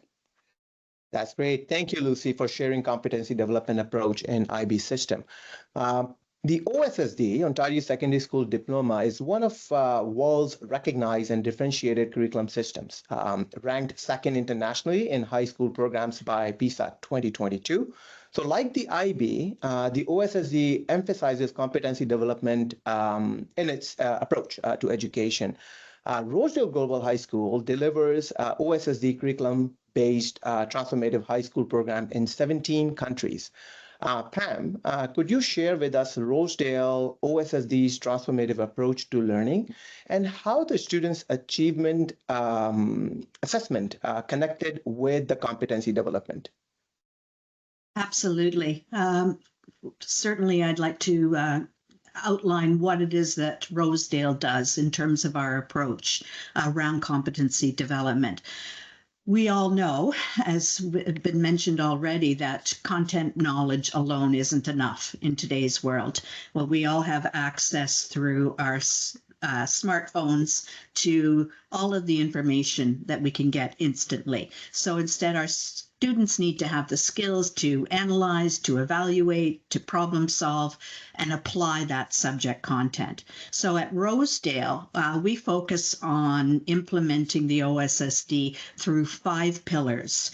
And those 5 pillars include, first, transformative competency development, real-world application and innovation, global citizenship education, differentiated instruction, and diverse evaluation, and finally through a personalized learning path. So we'll probably come back to some of those approaches a little later on. But the first pillar, as I mentioned, is a transformative approach to learning through competency development. Tina has mentioned those. Lucia has mentioned as well what happens in the IB program. The competencies that we focus on at Rosedale are critical thinking and problem solving, creativity, innovation, entrepreneurship, communication, and collaboration. The advantage that the OSSD program has in supporting student development of competencies really lies in our evaluation system, because students' grades are subject in any subject are calculated based on 70% is for coursework, 30% for a final exam. This is the opposite of most secondary programs. And because exams tend to be written responses, and it's very difficult to demonstrate skill development through a written response. In the OSC, the coursework is very diverse. Of course, it includes tests and essays, but much more than that, it's collaborative activities, it's presentations, case studies, real-world problem-solving projects, simulations, discussion forums. All of these create the development of competencies in our students. That's great. Thank you so much, Pam. Lastly, let's look at how individual schools can support competency development at an organizational level. Tina Day, what strategies or best practices have principals found most successful in aligning school policies and cultures with the goals of developing student competencies?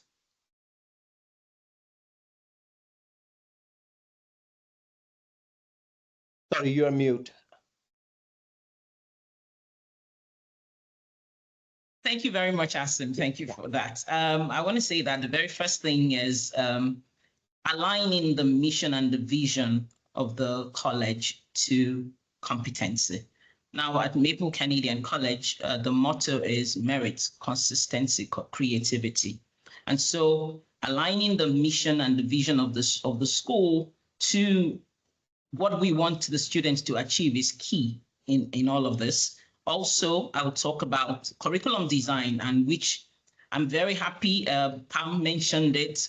The curriculum design, the OSSD by Rosedale Global High School is extremely useful in ensuring that there is competency-based education. So mastery of skills rather than time spent in the classroom is extremely important. Because they can identify what they learn with what is real life.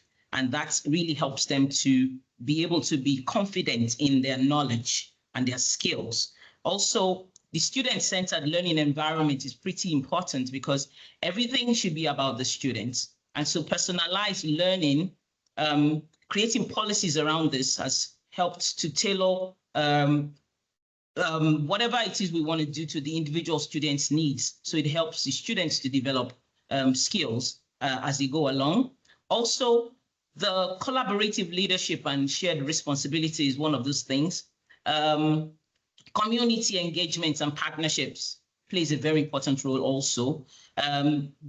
Maple Canadian College is very, very keen on developing leadership skills in students as they go along with the 10 months. And also, we have school-wide practices and structures. We have flexible scheduling, we have block scheduling, all that to help the students to achieve their goals as they go along, and to ensure that they are ready for life after here, which is most important because they're coming from backgrounds that do not have anything to do with what they're going to encounter when they go outside. And so these 10 months are critical to them in developing strategies to develop competency in them. Thank you very much. That's great. Thank you so much for your insight. Now let's switch our focus to exploring how we can empower schools through transformative teaching and learning. Empowering schools and teachers is essential for successfully shifting to competency-based education. So by providing educators with the tools, resources, and support they need, we can create learning environments that prioritize critical thinking, problem solving, and adaptability, which are the key competencies for success in the future. So to kick things off, let's start by looking at innovations at the university level. So Tina, could you share with us what innovative approaches in programming, teaching, and learning that University of Waterloo has taken to prepare students for the future? So are there any strategies from these innovations that the high school sector can learn from or leverage? Sure. So one of the innovations I'd like to highlight here is what's called the Waterloo Experience Accelerate, or We Accelerate program. This program was created in 2021 in response to the pandemic. It is a skills training program that is offered to undergraduate co-op students who did not find a job for their first scheduled co-op work term. So the primary objective of the program is to therefore accelerate students from unemployment to meaningful employment in future co-op work terms by helping them cultivate in-demand skills. So there was a number of things we wanted students to gain from such a program. The first was career coaching to offer some extra support for career readiness prep and future job searching. So students engage with a career curriculum that's provided by the University Center for Career Development. The second thing is the development of skills that are in need by employers, many of which appear in that Future Ready Talent framework that I spoke about. But what this looks like in practice is industry partners such as Deloitte or Microsoft provide skill development on topics such as human-centered design or artificial intelligence. The last two things that we wanted students to gain from such a program were project experience and teamwork skills. We wanted to provide somewhere where students could apply the skills they've learned and actually do the work. So that real-world application piece that I think Pam spoke about. Can they design, adapt, and implement solutions? Can they identify the concrete steps necessary to complete projects within a deadline? And importantly, teamwork and collaboration are critical components of the project experience. So students work in teams to find solutions to industry-identified problems. Now, in terms of how this model could be leveraged by high schools, it could look like students beginning to explore their career paths. They can begin to understand those in-demand skills by employers and how industry views problems, how to effectively work in a team with a deliverable for a client, and so on and so forth. But I think leveraging the virtual nature of the We Accelerate program to expand access to experiential learning and work integrated learning for high school students is key. It's not going to make sense for everyone to complete a curricular co-op term at the high school level, but you could adapt the structure of a program like We Accelerate to fit in a single course slot, or even offer it as a co-curricular opportunity. Or perhaps there could be a version of the skills readiness program like We Accelerate that students could use towards their required volunteer hours. Lots of ideas here. So happy to chat through more of those, but thanks for the question. That's amazing. Thank you, Tina. It's always fascinating to see how innovation at the university level can influence practices in high school education. So now let's turn to the IB system. IB is known for its rigorous standards and global reach. Lucy, how does the IB system empower IB schools worldwide in terms of curriculum development and instructional excellence? Thank you, Asim. So let me give you a brief introduction about the framework of IB for all IB World Schools. There are 4 pillars for IB World Schools that are the purpose, environment, culture, and learning. These 4 pillars that comprehensive and places learning at the heart of an IB or school. So first, successfully integrate the IB philosophy within their school's unique context, and also shares purpose with the IB's mission that builds into a solid approach to education, develops a learning environment sustained by effective structures, organizational practices, and resources, and also foster a dynamic school culture centered on holistic, inclusive learning community. When we talk about learning, there are more standards for learning practices. So I'll give you an example for learning. So first, that is in ensuring effective education. And there are 4 categories for learning. First, designing a coherent curriculum. Second, students as lifelong learners. And third, approaches to teaching. And fourth, approaches to assessment. A little bit elaborate about the curriculum and also teacher collaboration meeting. So teachers collaborate to design, plan, and deliver the school's IB programs. Also, the school's plans and implements a coherent curriculum that organizes learning and teaching within and across the years of IB programs. As you know, there are 4 IB programs: PYP, MMP, DP, and CP.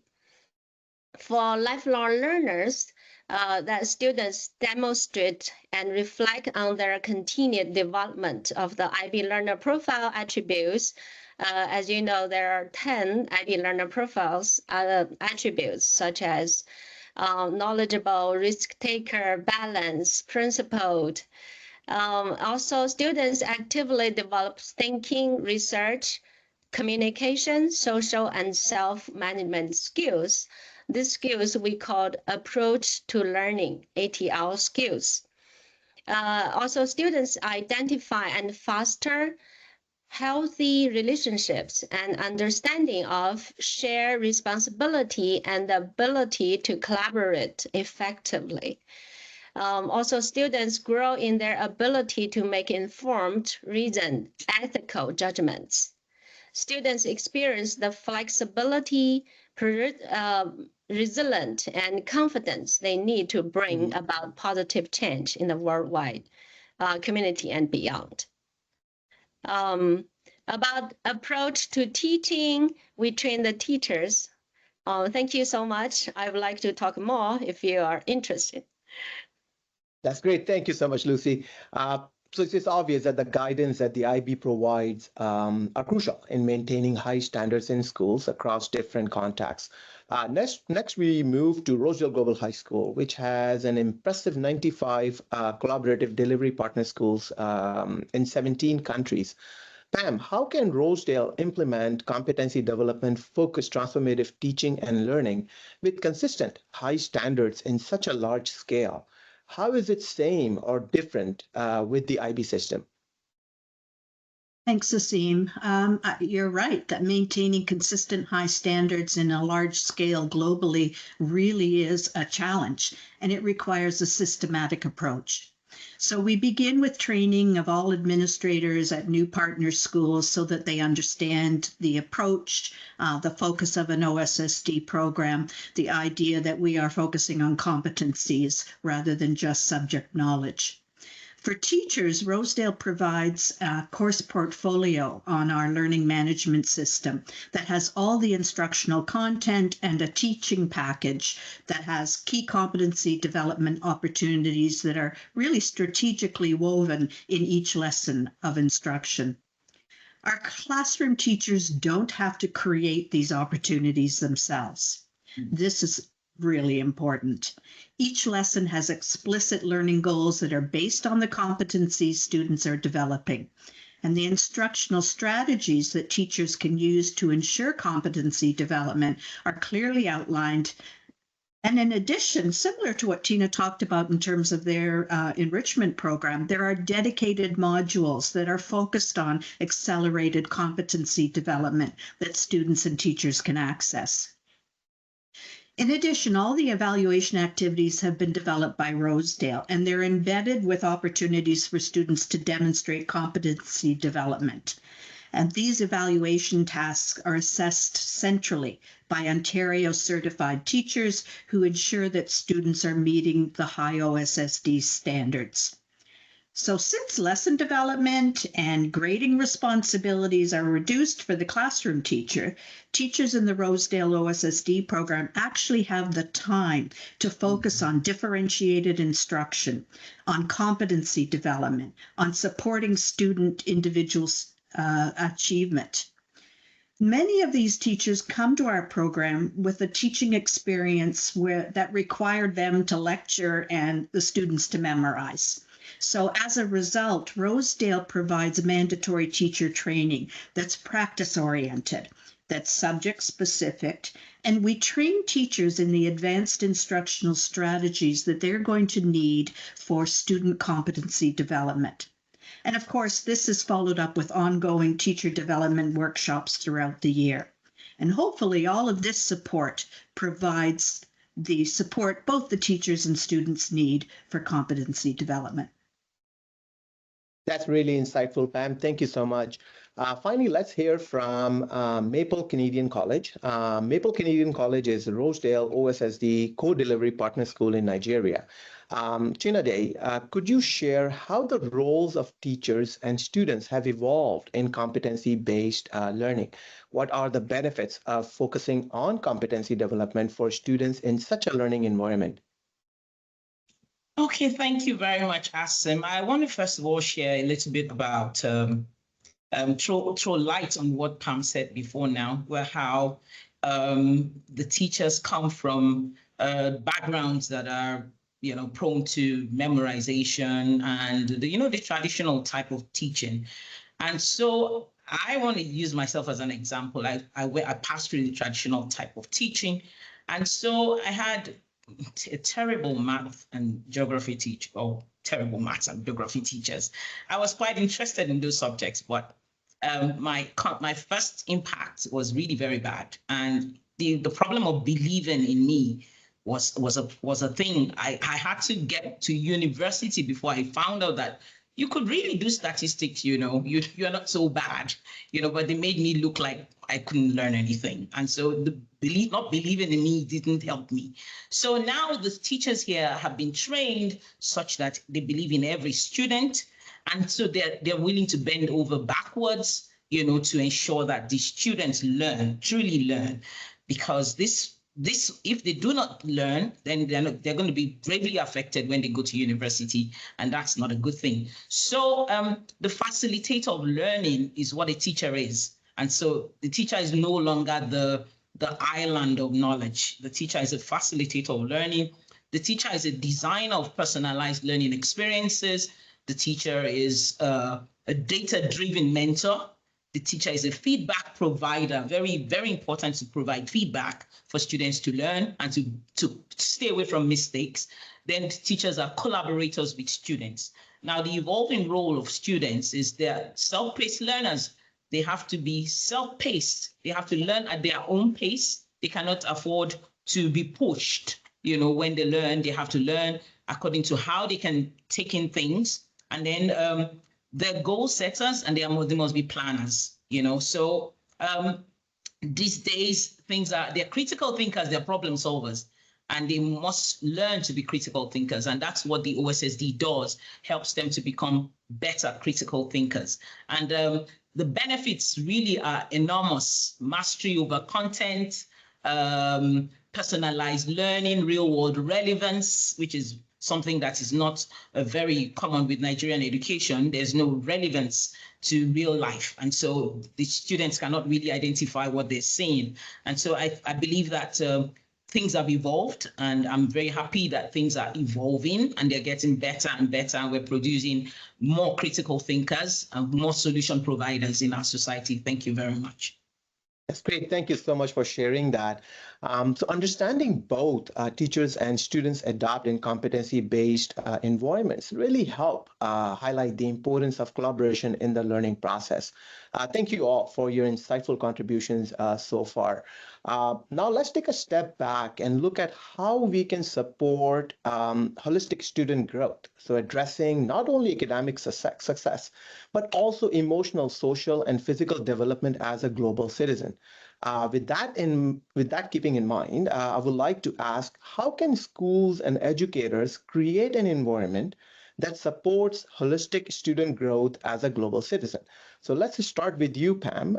Could you begin by sharing your thoughts on this, given Rosedale global reach and focus on comprehensive education?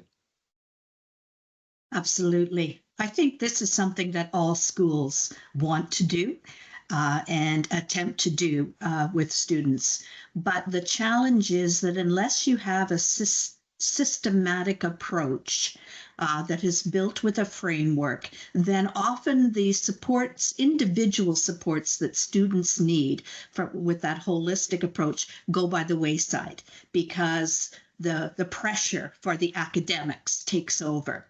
So again, I mentioned before the 5 pillars of a transformative learning approach. 2 of those included global citizenship education and personalized learning paths at Rosedale. So they're built within the framework of what it is that's important in that program. And when we talk about global citizenship education, we're talking about that being built not only in the curriculum, which very clearly there as well, but in co-curricular opportunities, in global mobility programs for students, in their opportunity to participate in international competitions, etc. And then in addition to that, there's a framework that is put in place that is called the Individual Growth Plan. And this is a student-centered practice that requires students to, first of all, set goals for themselves, determine a sort of a tracking and a management of those goals, and then to basically align all of those with their career and their university goals. So they have goal management. And of course, goal management is a really important skill development that they'll need to use lifelong. That's great. Thank you so much, Pam. That was very informative. Now, Tenedu, from your experience at Maple Canadian College, how do you see schools supporting students in their overall development? Thank you. First of all, I believe the overall goal will be to give academic support, first of all. Schools must provide structured learning environments that foster critical thinking, problem solving, and subject knowledge essential for intellectual growth. I also believe that there should be social and emotional learning. Both of them must go together. There must be programs that focus on emotional intelligence, empathy, communication skills to help students manage emotions, build relationships, and make responsible decisions.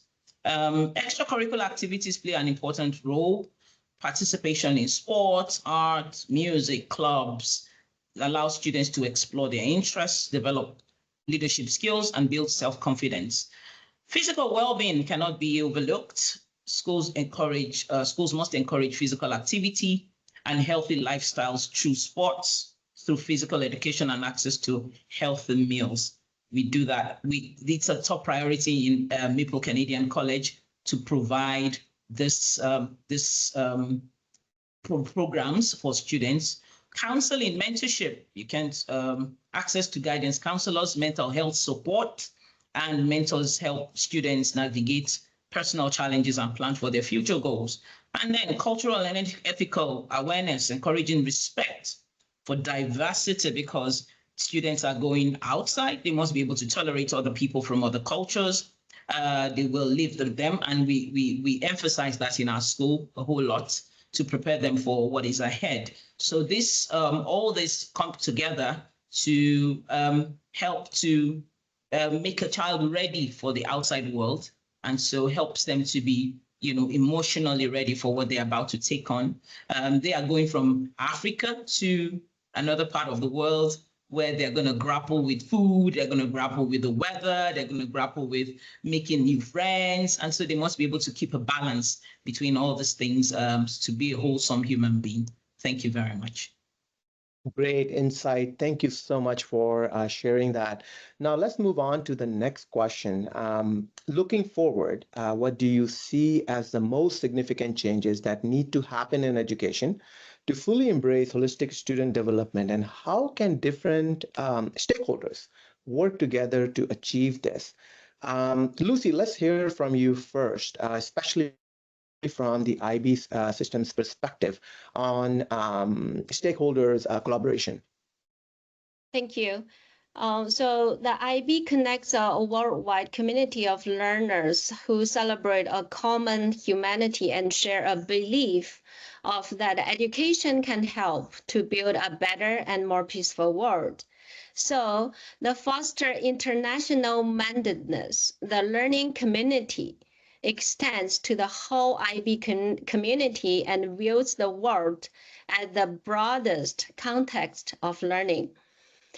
In that way, it is inclusive of everyone involved in the life of the school, students and their families, all school staff members, and other important adults in the students' lives.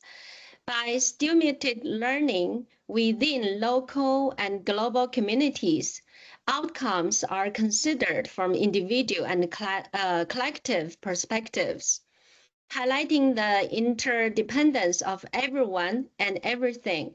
So there are three, together the learning community, there are the three aspects. The first one is lives peacefully together. The second one is prioritize people and their relationships. And third one is assumes shared responsibility for learning, health, and well-being.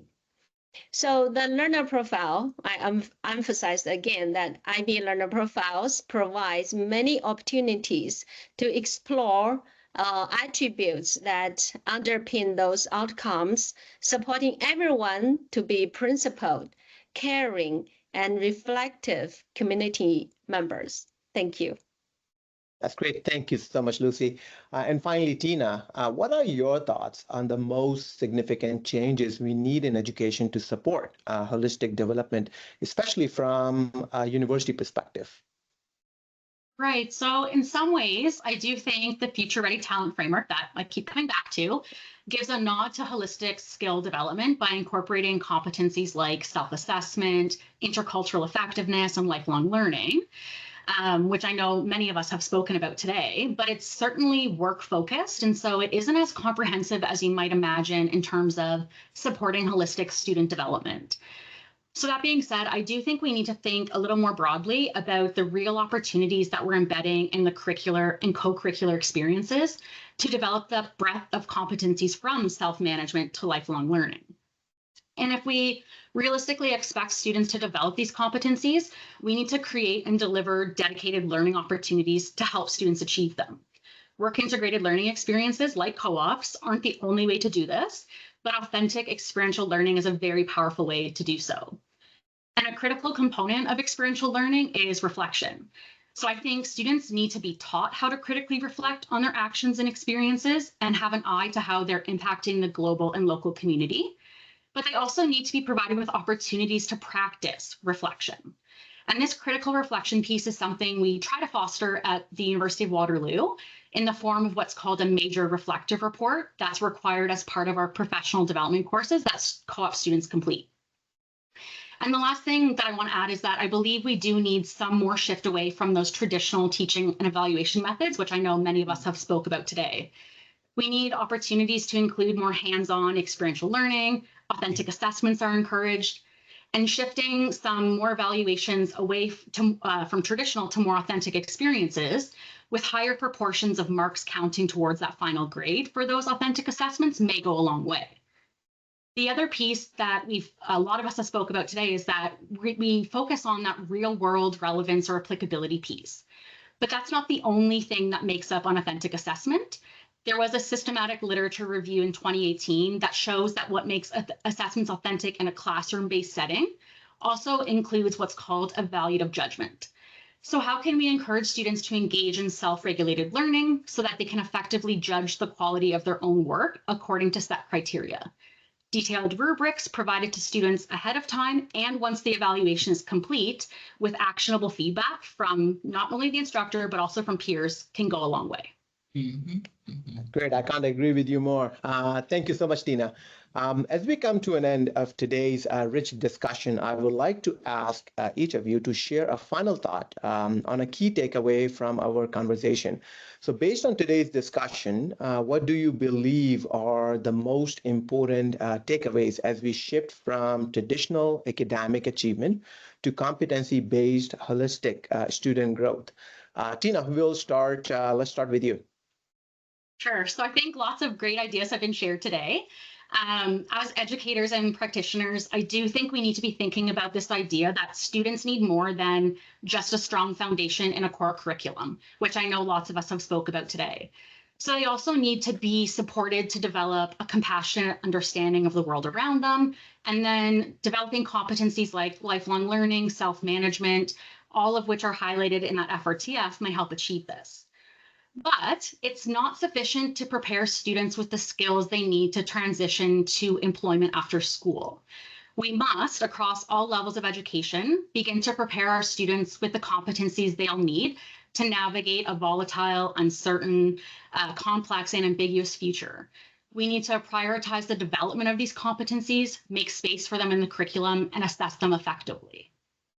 And again, if you look at this from a work-integrated learning lens, we know that co-op isn't the perfect fit for everyone. There's many types of work-integrated learning, 9 in total, that are defined or recognized by our national association in Canada that might be a better fit. And so this is why we're expanding what work-integrated learning looks like at Waterloo, even at the course level, offering a full menu or bouquet of work-integrated learning and experiential learning opportunities to our students. So I'm super happy to connect with the folks here and anyone else who's interested in learning more about these initiatives at any point. So thank you so much for having me today, and thanks for the wonderful discussion. That's great. Thank you so much, Tina. Now, Lucy, what are your thoughts on this? Yeah, same as Tina, I have today I learned a lot from all the experts' opinion, and also I'm very excited to learn that because everyone actually, even we are in a different system, but we all have the common terminologies or the same skills, because I heard like problem solving, communication, creative, and also critical thinking, resilience. That's that's the big takeaway for me. Same, even we are in a different system, but we all aim to educate the students to become, like in your words is compensation. How do you say? Competence based curriculum, and in IB word is international mindedness, and also the IB learner profile, those skills, communication skills and thinking skills, research skills. All this is very important. So thank you very much for having me. I'm very glad to join this, and I learned a lot. Thank you. That's great. Great insights, Lucy. Thank you so much. Pam, what do you see as the key takeaway from today's discussion? Well, I agree with Lucy and with Tina that definitely we're all working towards the same goals and we're all wanting the best for our students. I think the challenge for all of us is how we do it so that we support teachers, students, schools in this work. What is it that we can do in terms of developing the supports, the frameworks, the opportunities, and the training that all of the people who are involved in this need in order to make this happen? We can't just depend on classroom teachers to come up with this on their own. There needs to be a framework and a support system around them in order to make this happen. And again, we're all working towards the same goals. I think that education is definitely moving in the right direction globally.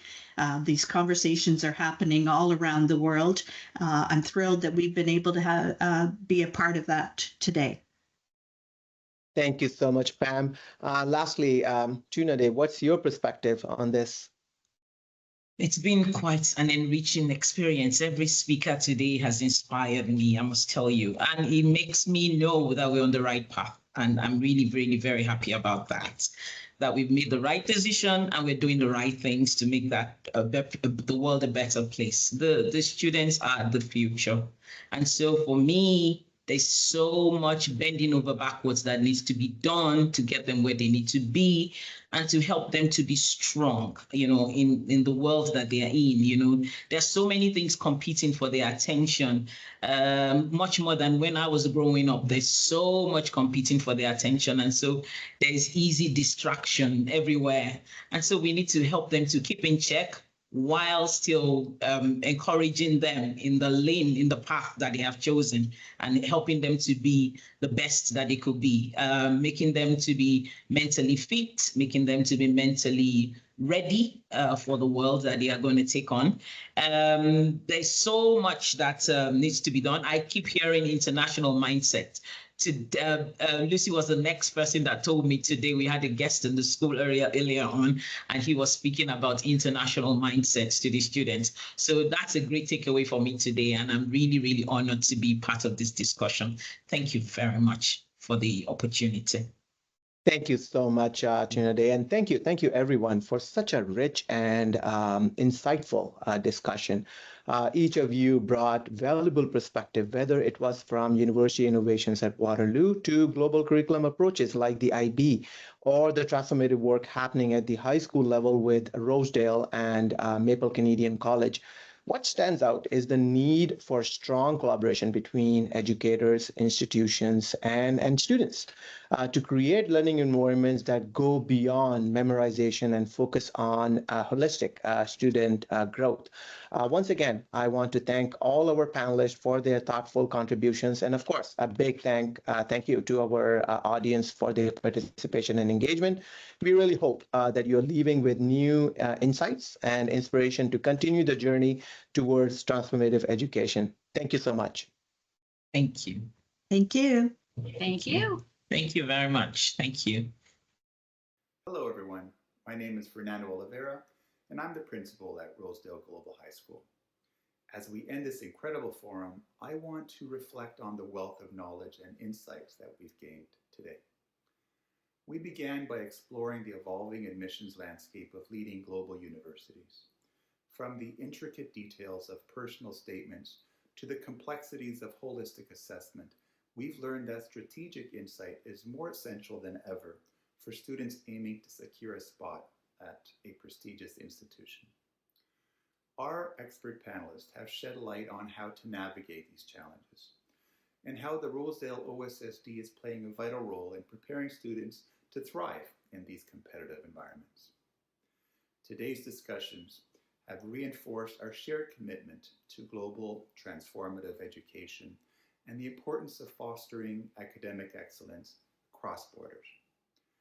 I hope you leave here feeling as inspired and energized as I am by the potential of our students and the possibilities that lie ahead.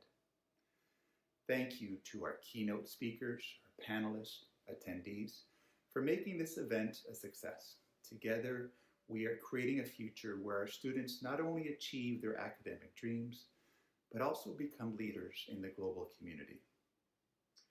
Thank you, and we look forward to continuing this journey with you. Bye for now.